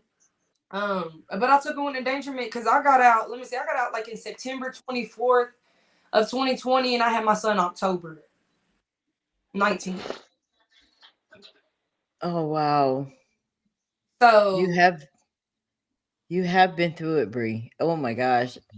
So, oh my goodness. So right now you actually have a criminal record. Yes, ma'am. Okay. And are they holding that against you in your fight to get the kids back? Like, don't you have to get your kids back? I'm sure that they have certain criteria, stipulations in your child care proposal, if you Right. will, to do certain things. And I know you said you have court next week. Have you met all of those requirements? So are you on fast track to get the kids back? That's So what there, I'm asking. so as of right now, in these past couple years, there have been no requirements. Now, when all this first started, like even when I got out of jail and had my son, my daughter was with her grandparents at this time because I'm in that jail. Her dad's on drugs, whatever. They gave my daughter back to me. They gave her back. And then so now when I had the CPS case open, yes, there was requirements. Yes, I had to do this. Yes, I had to have a place. Yes, I had to have a job. So this lady's telling me that my case was finna be closed this next day until they got a call and said that my kids is died over there, and then everybody over there went to jail. Boom, now they're with the grandparents. Okay, Uh, okay, so now the grandparents, uh, the grandmother, and she just married in. She's not even related to my children. Um, she actually but wait a minute. But wait a minute. What does what he have to do? What does what he did have to do with you getting them back? I don't understand that part. they've been playing with us. Like I wish my kid's dad was in here actually. They've been like playing with us when he was mad at me. They was letting him see the kids, and then when he was trying to work with me, they was mad at him. They don't even let him see him, and this is his own parents.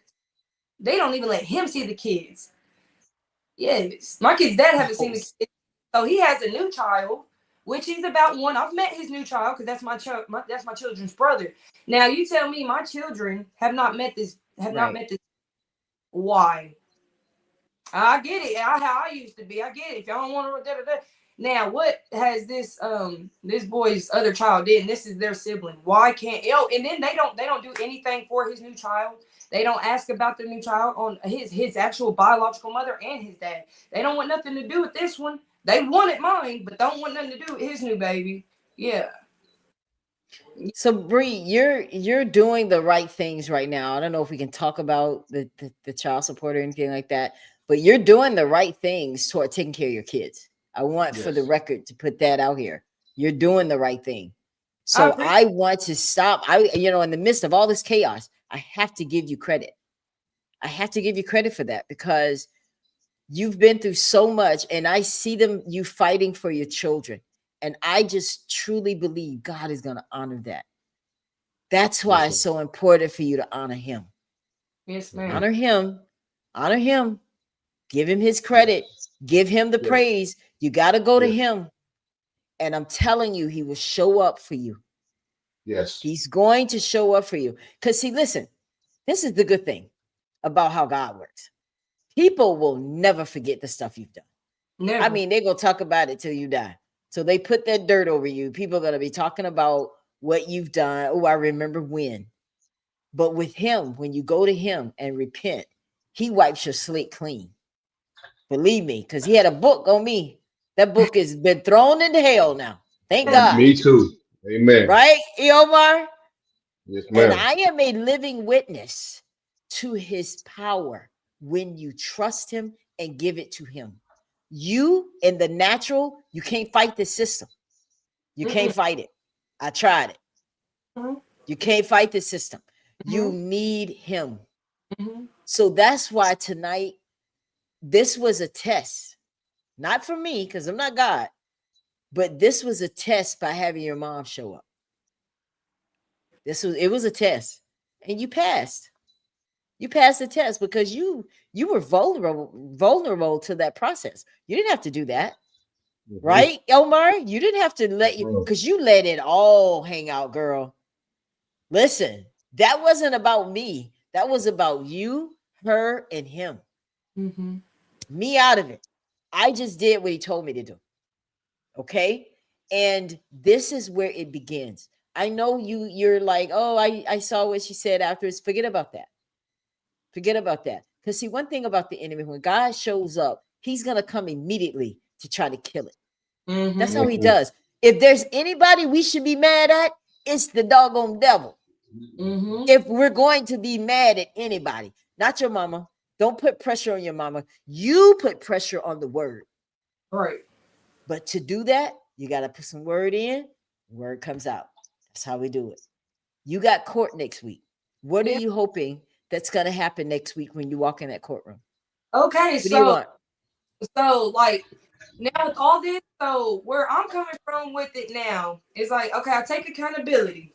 I took accountability. I've made change. I did put in the work to make change. Now, instead of seeing how good I'm doing and let me back around, they're trying to adopt them. So they're trying to take them completely away from me. Mm-hmm. And they have not seen me in 2, 3 years, so y'all don't know how I actually am today. Why are you still trying to take my children from me? I don't understand it. Okay, but this is my fault because if I was doing what I was supposed to, none of this would have happened. I do got to keep saying that. Now, well, I will sit here and say to their grandparents, thank you, because you took my children in and you gave them a home and you nourished them when I obviously didn't have them That's as a. right. I That's do. right. Yeah, that's right. So, but you cannot sit here and just base, how I used to be and just take my children forever. You just can't. And Amen. that, like, even though you took my children in for until I got it right, why would you take it upon yourself to legally change my child's name? Wait a You minute. Wait a minute. Wait a minute. They girl, Right. changed your child's name. Wait a minute. I'm ready to start marching now. Wait a minute. You mean to tell me they changed your child's name and you yeah, haven't lost your parental rights? yes, yes, yes. How does it? Trifling. Yeah. Mm, Hmm. woo. So yes, they changed my son. That's interesting. What Changed it from what I legally. what have you seen the agreement that they have with the state for having those kids? So when they got okay, so we had like court for custody, and of course I was on the run in Illinois. I missed the court date. That's how they got it. Okay, so Okay. when they got it, they automatically ordered a no contact order on me. They never wanted me seeing them. They've never wanted me to get my stuff together. They, I guess, wanted to keep my kids and be one big happy family. And that's not what's going on. I'm here. I want to be here. Like my kids live like 15 minutes from me. 15 minutes, if that. I live in Russellville. They live in Lewisburg. I show up for so many other people's kids and stuff because I am a good, genuine person. Kids love me. Animals love me. I have a good soul now that I've healed and care my own trauma and shit that I need to deal with. So what is wrong with a FaceTime? I just want and supervised visits is fine. So my little girl's 8 years old, and I know for a fact that she still loves me and that she misses me. I'm not going to talk about how I know that because we do have Right. court messing me up. But I do know that for a fact. There's other people that know that for a fact. Because, they just know that. We know how we know. But, so my daughter's not angry with me. I know that for a fact. She's not angry with me. Why are y'all still so mad? Why are y'all still so mad? If my baby wants to be with me, kids want their parents. Am I lying? Kids really don't see a lot of what their parents do wrong because they still love them. That's their parents. So if my babies want me and my daughter wants to be with me and I want to be with my kids, why are y'all trying so hard to stop it? Why? I'm not in and out of jail no more. I'm sober. I just got on it. I just really the last maybe 2 months ago. I've been on probation.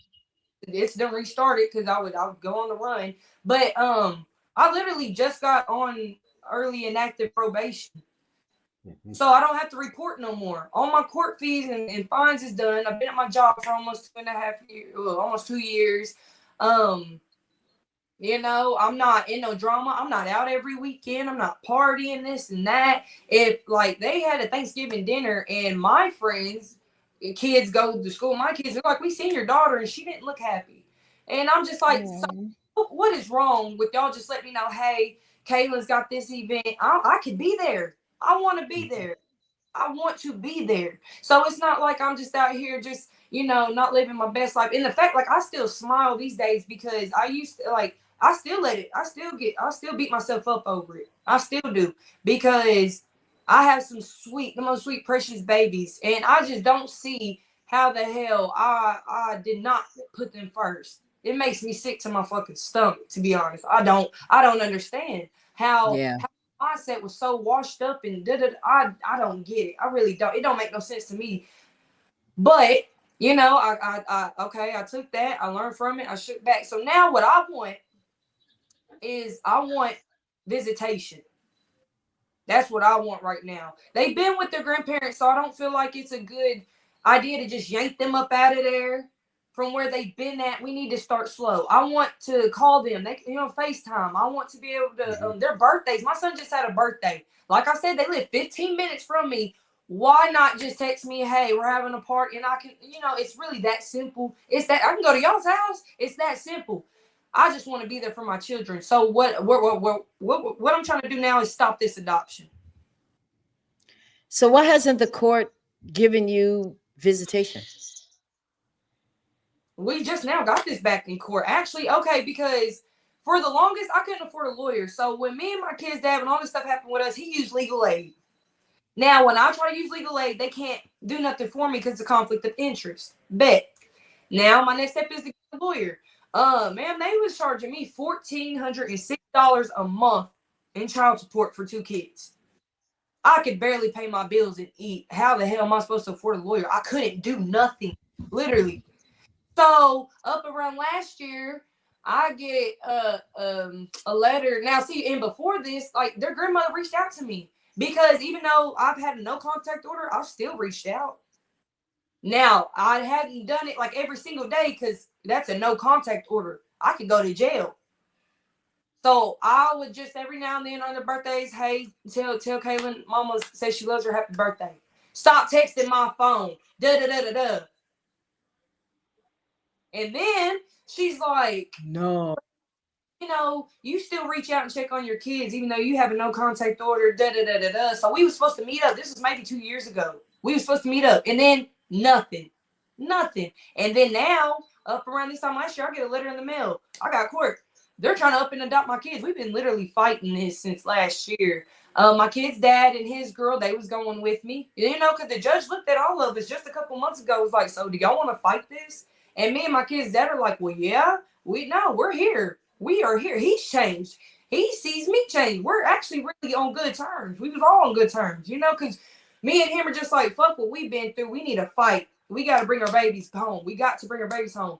Hell, up a month ago, I'm talking to my lawyer. Out, he gave up his rights. So I don't know. So here's what I think you should. You definitely need to petition the court for visitation because there's no reason. I mean, you're paying child. I mean, you should have visitation. There's no reason you shouldn't get visitation, right? Even if it's supervised. That's what I'm saying. That's I mean. Look, y'all can stand over me all you want. I don't care as long as I'm here. So what they're not realizing is as much as emotional damage is caused on me and caused on my family. Like I have family members that have passed away, and my kids are the first set of grandkids. They're the first nieces, first nephews. So I mean, my grandfather has passed away. Couldn't even see him. Couldn't even see them. They're just like, why are y'all being like that? Because of what I used to be. That's not right. These kids are being ripped from their identity. They probably don't even know that, they have a whole black side to them, because, the father of my children, they are Caucasian. So they, what I'm saying? I'm just really worried. Like, are y'all even teaching them their culture? Like, there was a time like where his other grandmother had went to a birthday party. We wasn't allowed, but she went and she brought my daughter some curly mixed products. And this woman that's married into the, to the family, she's like, she doesn't need that. She's not black.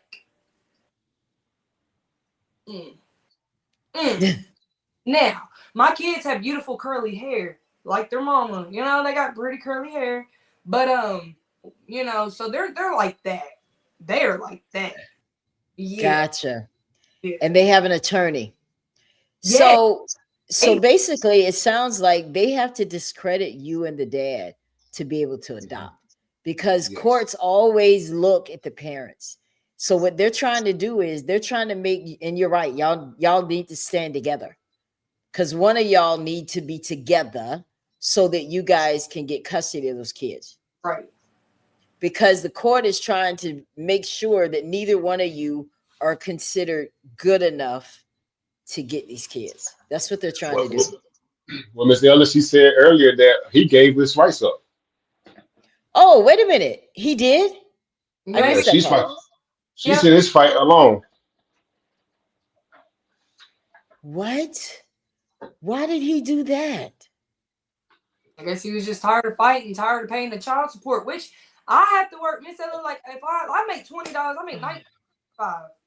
A 40-hour check for me is like $333 after my medical, after child support, after tax. So I literally have to do at least 2 12-hour shifts a week just to have a decent paycheck. And you telling me I can't even just call my babies on the phone? What? What? Keep all your records. Keep all your records of how you are trying to make good. Don't do anything that you can't prove. Because that's gonna matter when you go to court. Well, and I would write all of this down before you go to court Tuesday. Write everything down that you've done in an attempt to see your children. Well, I just met with my lawyer last week. We got everything. He's got my check stubs. I paid over. I mean, it's about 25 grand now in child support. They take my And you tax. can't see them? And you Uh, can't see them. uh. Oh no. So this whole time, like I want to crash out so bad because these are my babies, But so I have to walk around with my head up and my chest out. I have to keep going. I have to get up. Like, even though my children are not with me, I'm still not out every weekend. I still maintain a job. I still have a home. I'm just now able to get my license back. Just went and got the car at the shop the other day. Like, come on now. The proof's in the pudding. They wouldn't have let me off of early inactive probation unless I was still out here fucking up. So what's been going through my head is like, there's this, my daughter's 8. She's probably standing there, like, where's my mama? Why don't she love me? Da da da da da. This is messing with their mental heads too. It's not like I'm just out here and just took off to a whole different state and got married and had other kids. No, mama is here. I'm here. I have court. I'm fighting. And I'm not gonna stop. I'm not. It's long, it is hard. But I mean, for your kids, you're gonna deal with this, like Did they give you a case? Did they give you a case plan? they did when all this first started, before they had got custody. But after they got custody, there was a no contact order. This is what I've been telling them. Give me a case plan. We can step by step this. I have changed. Miss Ella, they could have gave me a case plan 2 years ago. Guess what? I still wouldn't have been ready because I'm still living in addiction. I'm still drinking. I'm still this. So I literally had to take care of my traumas and all this and heal. So now I can be the best woman and the best mother to these kids. Before, no, I didn't deserve them. I didn't. Do you want some advice? Yes. You should get a therapist that you are with regularly that can report your progress. Don't wait for the courts. Don't wait for the courts to give it. Go and get it yourself. Yeah, we have character witnesses. Actually, my boss, my supervisor, is one of my character witnesses. We have a trial. Trial is going to be from 1 to 4 p.m. And I work third shift. So next Tuesday, I will be getting off work at 7 a.m. I probably won't be able to go to sleep because that's court for my kids, And we have trial from 1 to 4. My boss is actually one of my character witnesses. He's going to go and get up on the stand and tell them, like, she goes to work, this and this. That's just one side of it. That's only one side of it. That's Yeah, one side. That's one area. Okay. Yep. She is financially stable. That's number one. Check. Right. Number 2, is she mentally stable? How are you going to check that? Well, you need a therapist. I've been out of jail, like, because the judge had, before ordered me to anger management because I would act out of emotion. And then when they would drug test me, I wouldn't have nothing in my system but weed. So they're like, well, we can't put you in a rehab because you're not on anything. You're going to say you got problems. And I'm like, what is bothering me? Da, da, da, da, da. So anyway, I haven't been back to jail in 3.5 years going on. The court has not seen me You know, I'm not in drama. I'm never in nothing negative because I really actually have changed. I don't let things trigger me. Better yet, I don't even be around people to allow them to trigger me. So if I'm around you, no matter what your title is in my life, and you keep trying to trigger me to my old ways, I will distance myself. I have to change for my children. Period. You need to have a therapist sitting in that courtroom speaking for you. I'm Right. talking licensed, with appointments set up, conversations that they can't really divulge, but they can say, no, Ms. Barnes has made the attempt to reach out to us. I'm telling you, trust me on this. She has made the attempt to reach out to us, and we've already had an initial consultation with her, because a lot of them will do that at least for free. Find you somebody that'll do it pro bono. Whatever you got to do, walk in that courtroom with a therapist, and I'm telling you, it's going to start turning around. They're not expecting you to do that. Characteristics is that only goes so far. Right. Because if it's a friend, they'll say whatever. I'm playing devil's advocate here. A Yeah. friend is going to say that you're doing great. A Right. boss is going to say, yes, she's go to work, but they're going to say, okay, what does she do when she leave work? I need somebody to talk about that. What are you doing? If I'm a judge, let's role play right now. I'm a judge, and I'm not going to be easy on you Right. because I want to keep it real. All right, Miss Barnes, you come in here now with this facade as if you have made some attempts to get yourself clean. Okay, great. You've cleaned it up for a little while. How do we know that you're not going to reoffend? How do we know that you're not going to put these kids in harm's way? How do we know that? Because I haven't, okay, because they haven't been in my care. They've been with their grandparents. Like, so while I don't have them, I haven't acted out. I haven't caught a new charge. I haven't, I literally just go to work and home. Now I found something to put my energy into, and that is my music. So when I go to the studio, I'm sober because that's work to me. When I perform, I'm sober because that's work to me. And I even have people that can vouch for that. Like, I can literally get up, if I'm sitting there and I'm bored, I pick up my pad and I'm writing. I write, I journal. I just had to take things and shift them.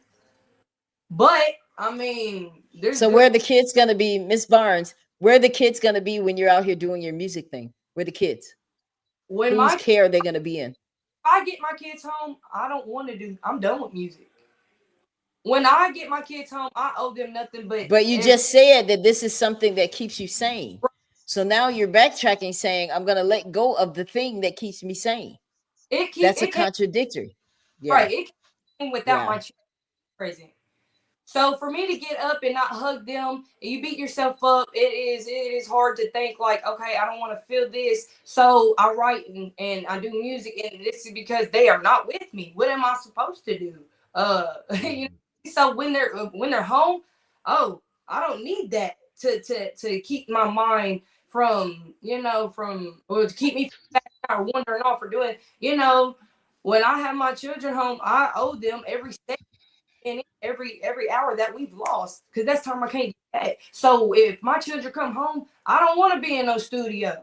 I don't want that. I don't need that. I use this because drinking wasn't helping me, drugs wasn't helping me, music did. Now, music me afloat for now until, okay, you know what I'm saying? When my babies come home, I'm okay. I don't, I've used this music to pull this stuff out of me that needed to come out. When I need to vent, my studio sessions are therapy sessions as well. Let me give you some serious advice here. You are not that girl anymore. Amen. You hear me? No, I'm going to be so real with you right now. And what I hear from you is that you haven't let it go because you feel like the world sees it. But that's not what God sees. I need you to look at yourself through his lenses, not the world's. I don't know if you believe in him. I don't know if you've given your heart to him. That's not what this broadcast is about. What I need you to do is look in the mirror and say who you are based on his standards, Right. not the world's. When you do that, Bree, you will speak differently. Because this is what I see. Well, I mean, I know, I don't deserve it. I don't deserve it. I don't deserve it. I don't deserve it. I don't deserve it. You don't feel like you deserve it yet. And you do. Amen. Amen. And when you believe who you are, I don't care if you got to say it. I am who God says I am. Look in the mirror and you say that before you walk in that courtroom. Don't get sidetracked. They're going to try to do that. And you know, I'm Mhm. speaking from experience. That's why I can tell you this. I've been there, boo. And I know the games the system plays. I know how they do. Listen, part of my life and in my past is that I lost my kids to the state of Florida for 2 years. Yes, I don't drink, I don't smoke, I don't have a record. I had none of that. 2 years. This is all part of my book. This is all part of my story. Remember what I told you before the show? If I really tell mine, okay? So I am using and putting myself on the platform tonight to help you.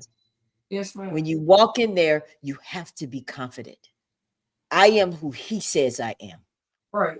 I don't know this girl. Act crazy. Well, don't act crazy because that might get you locked up too. So don't do that. I went on the edge. I like crazy too. I'm just a little stubborn. That's my problem. But no, here's what they're trying to do. They're trying to trigger you, mom. Yeah. Yeah. They want to make sure they're trying to see if you really are healed. Is she really who she say? Well, we're gonna trigger her, and I'm gonna tell you what they're gonna do.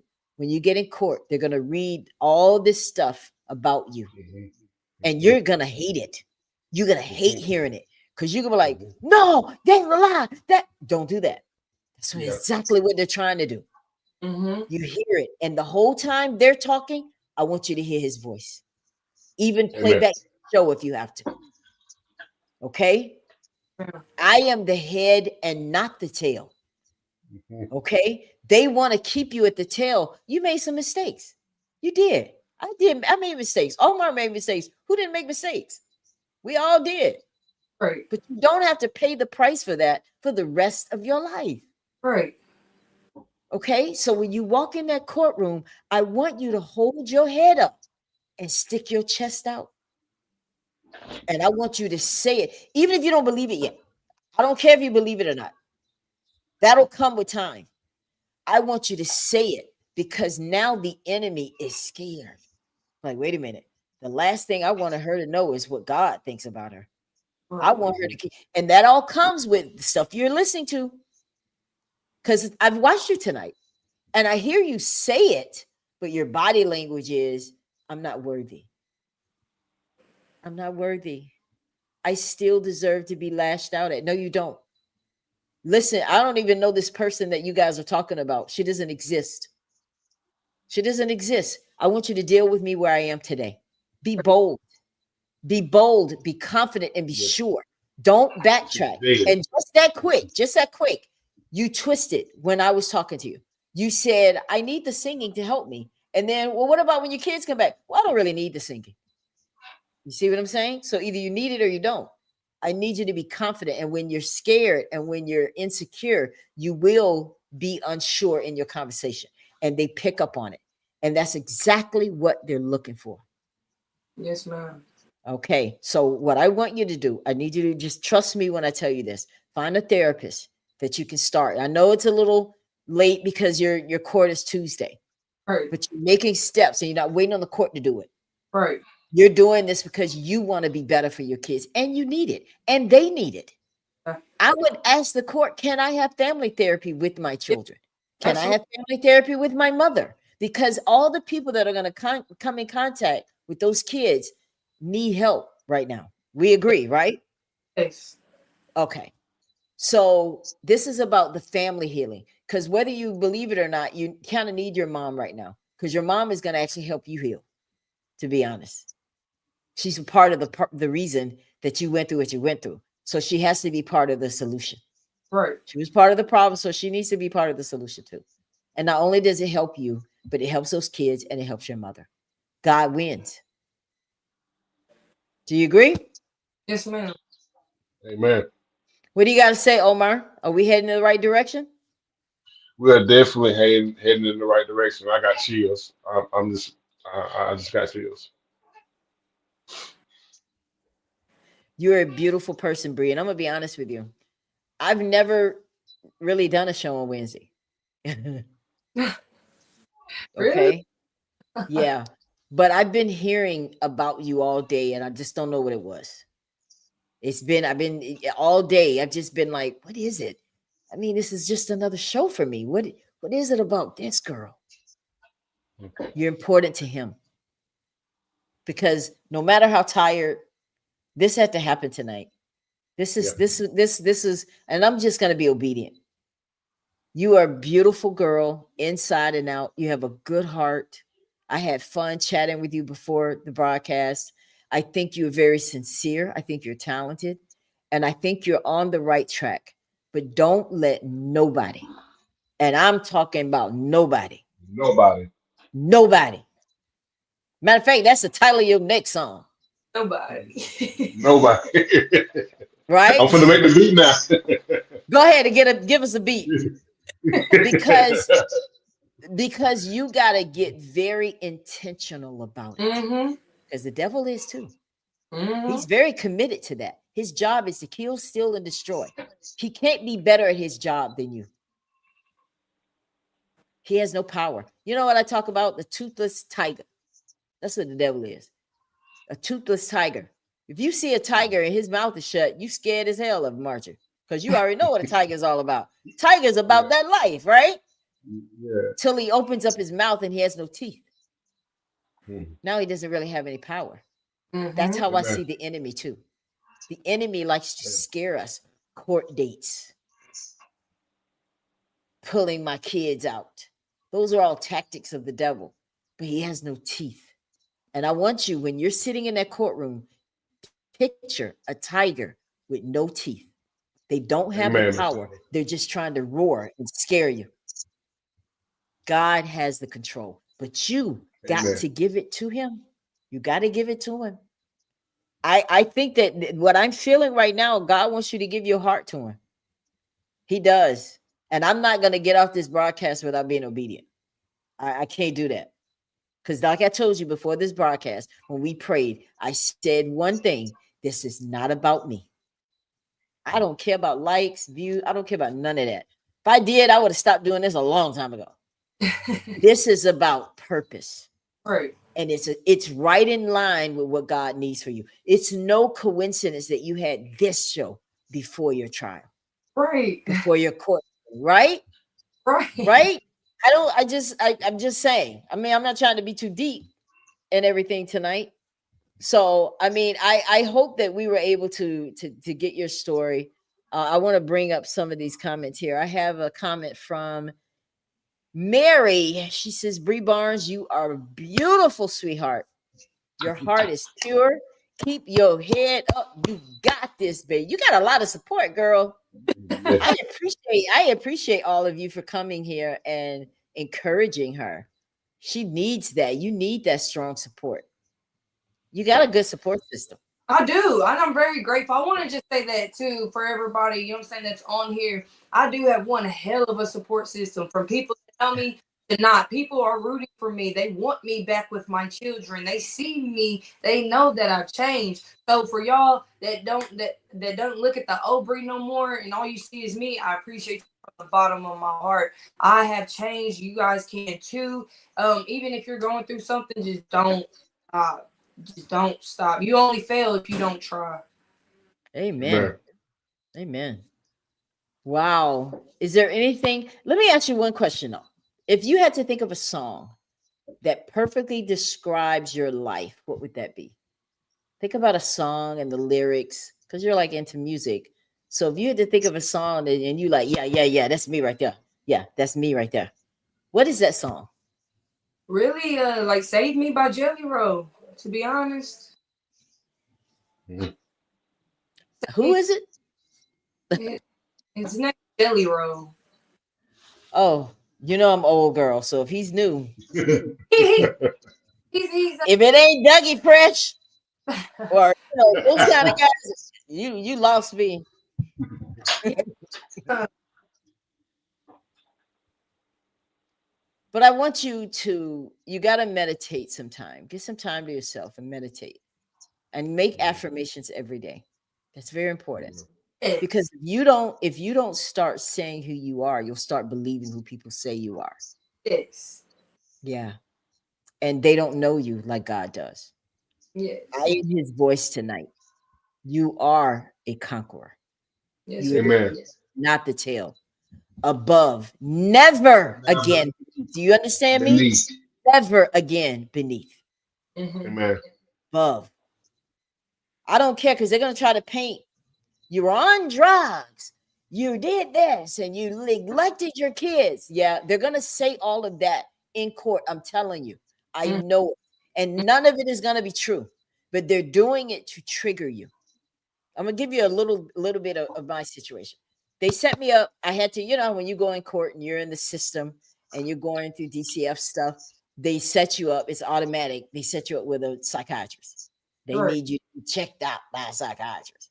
Okay. So they made an appointment for me. I put it in my little back then Palm Pilot. I put it in there. Yes, I got this appointment. I show up for the appointment. So I'm sitting there and I'm waiting and I'm waiting. I'm like, now I got to get back to work. These folks tripping. They're tripping. I got to get back to work. I'm gonna lose my job. This is what I'm saying. But I'm keeping my cool because I know how to just be professional, even though I might be cussing you out. Okay. So I'm sitting there and I'm like, what's up? I've been waiting and you guys haven't called me. And they're like, well, oh, I'm sorry, Miss Campbell. Your appointment was yesterday.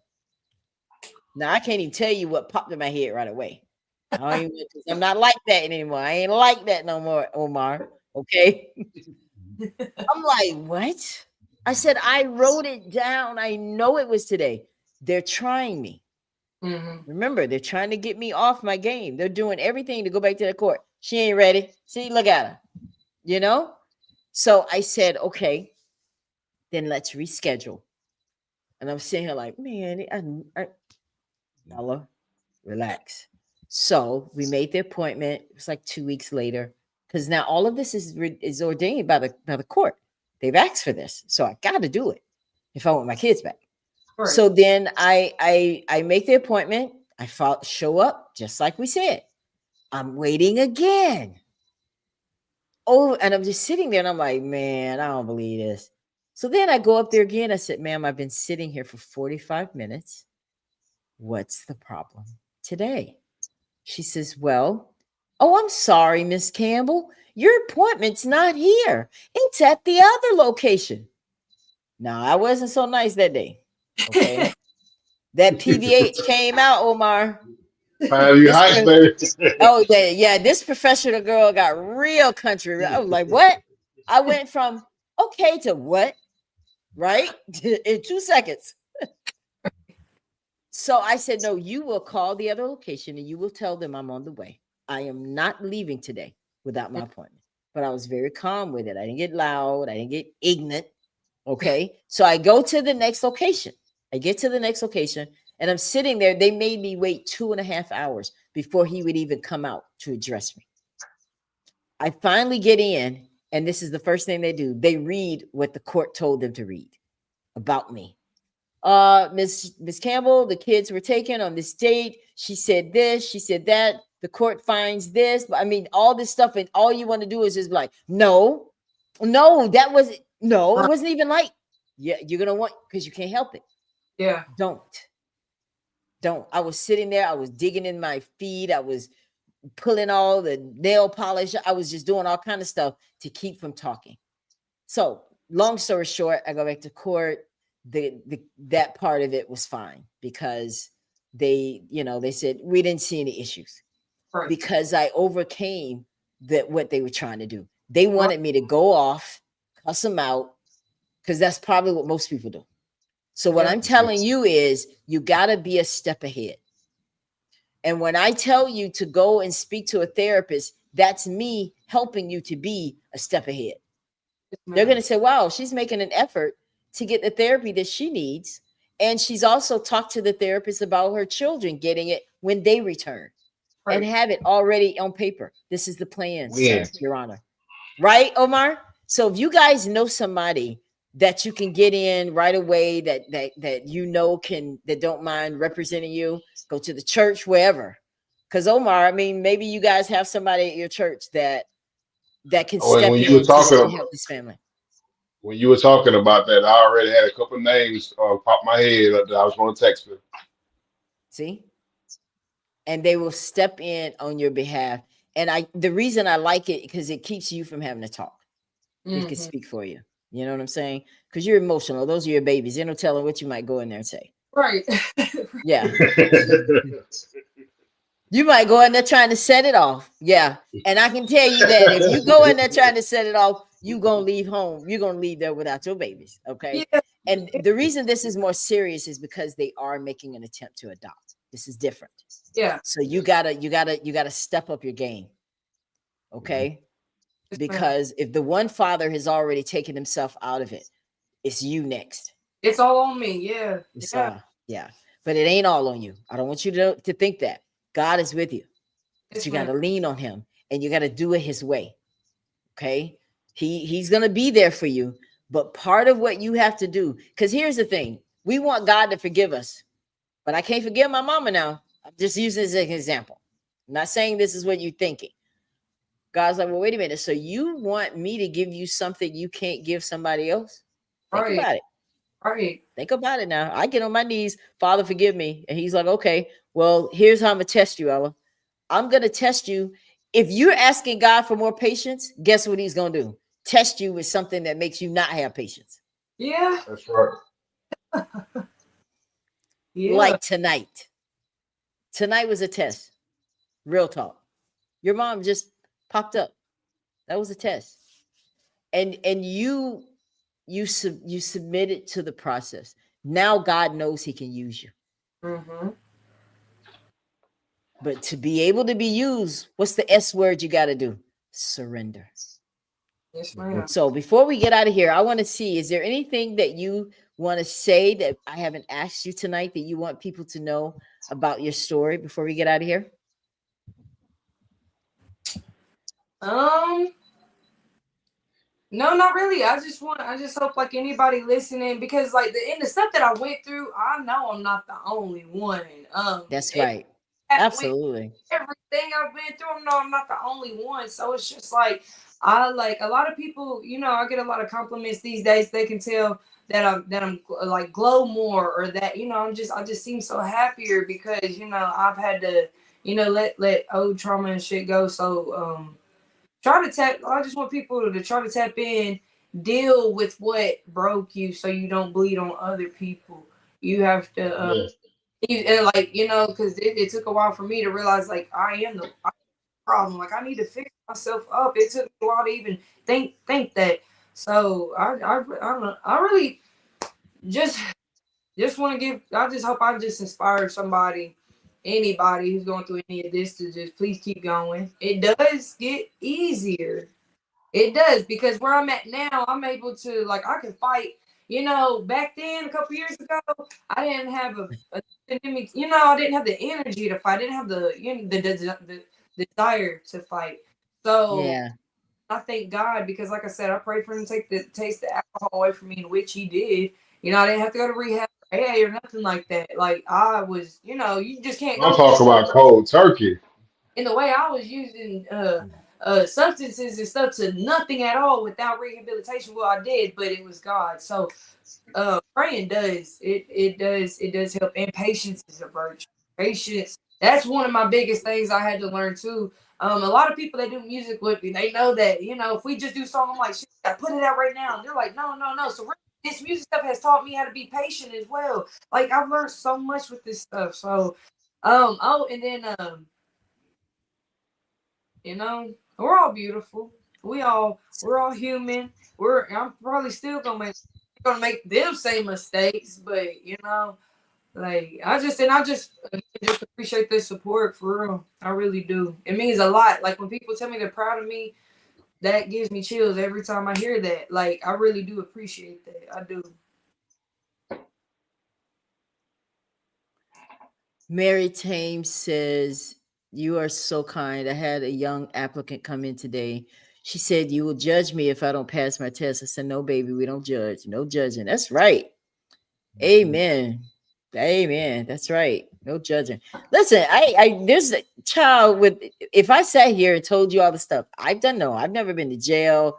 I don't have a record. I don't have none of that stuff, but I got other stuff. We're not gonna sit and try to compare dirt, right? I Right. used to get in the club. I used to go to the club even on Sundays. I would be in the club so long, Omar, it would literally turn cold in the club.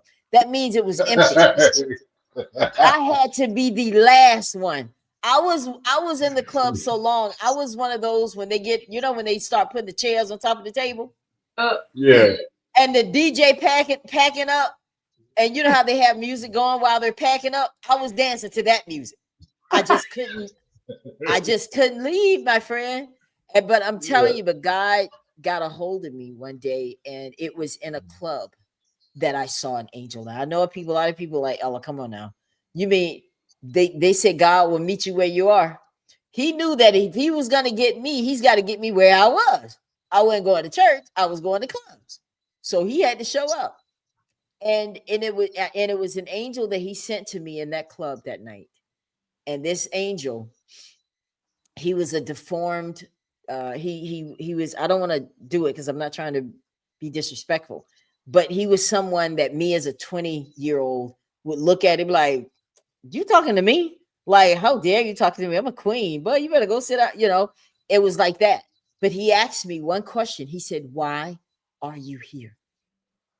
And I'm looking around like, I know he didn't. Like, what? Did the Jehovah Witness come in the club? I immediately thought he was a Jehovah's Witness because I'm like, "There you go everywhere." I was being silly, right?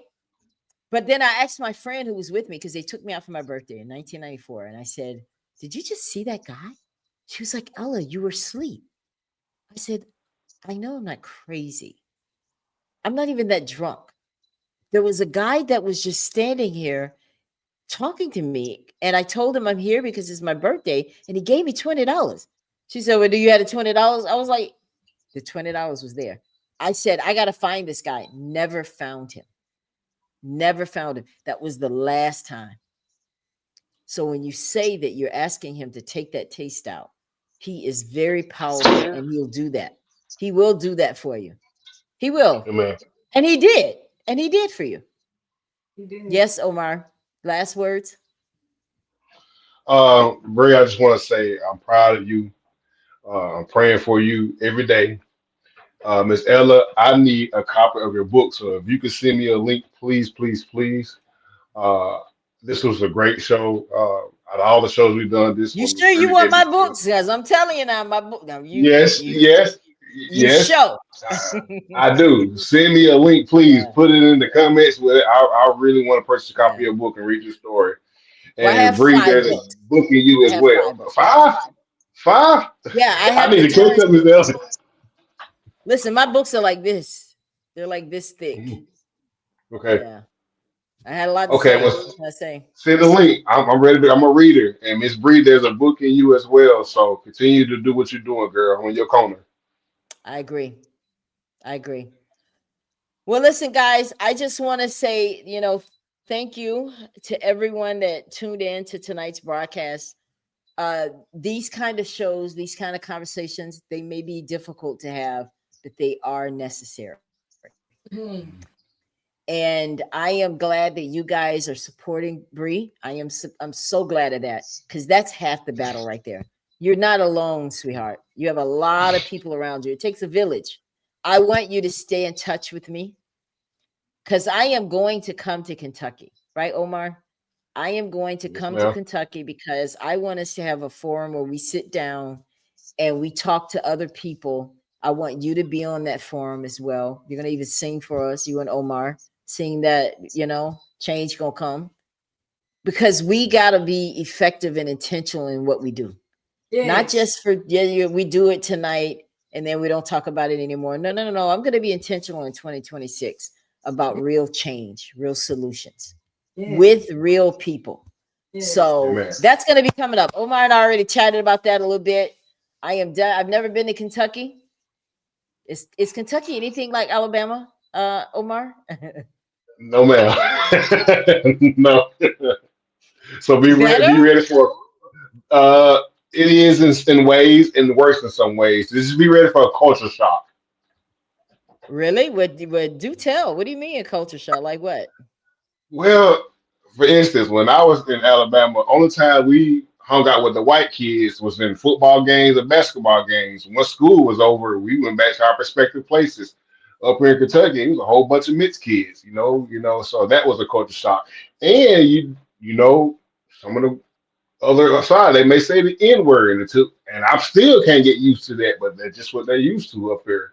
It's different. I don't know. I But might need to yeah, not in N word, man. sign up Well, your it's the jail. younger kid. They ain't gonna do it to you, so they gonna respect you. But the other generation, that just they use it as a term and of endearment. And when I was from in Alabama, that was no term and endearment. That was a racist word. So it took me a Well, long time to get used to we're it. bigger than that. Yeah, we're bigger than all that stuff, man. A lot of Yeah, people do stuff because they're actually afraid of you. yeah. Yeah, I grew up back in the day. I was so scared of dogs barking. And one day somebody said, Ella, dogs bark because they're afraid of you. And I'm like, Hmm. that makes sense. Think about it. Wow. And just Yeah. relate that to humans. When Hmm. people are kicking up, it's usually because, they're intimidated. Yeah. So Mary says, I love you, Bree Barnes. Marcel says, I'm so proud of you, Bree, my friend. Wow. Thank you guys. Y'all keep supporting.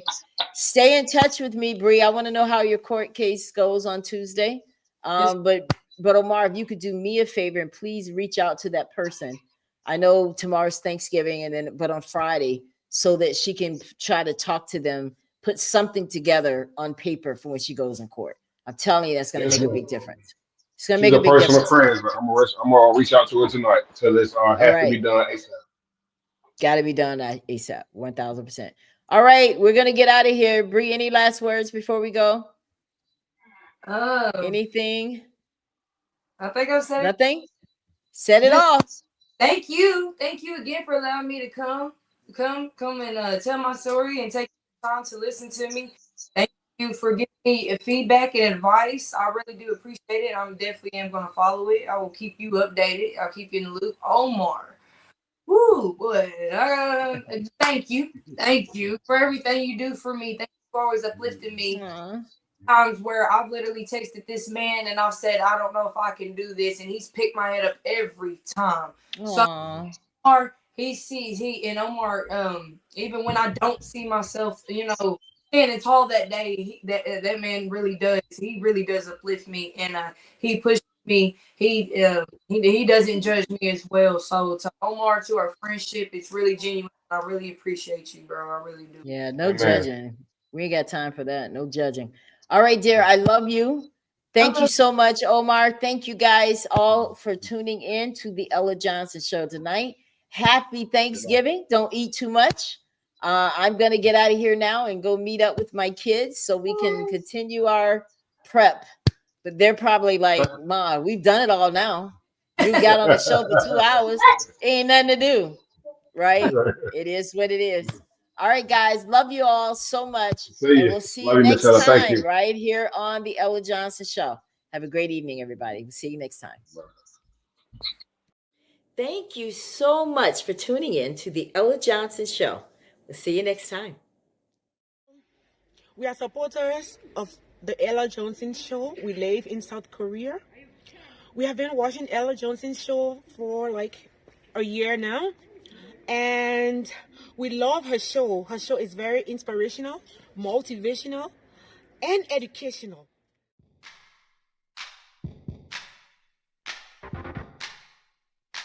If you would like to be a guest on the Ella Johnson Show, send an email to theellajohnsonshow@gmail.com or send a text message to 407-334-6997.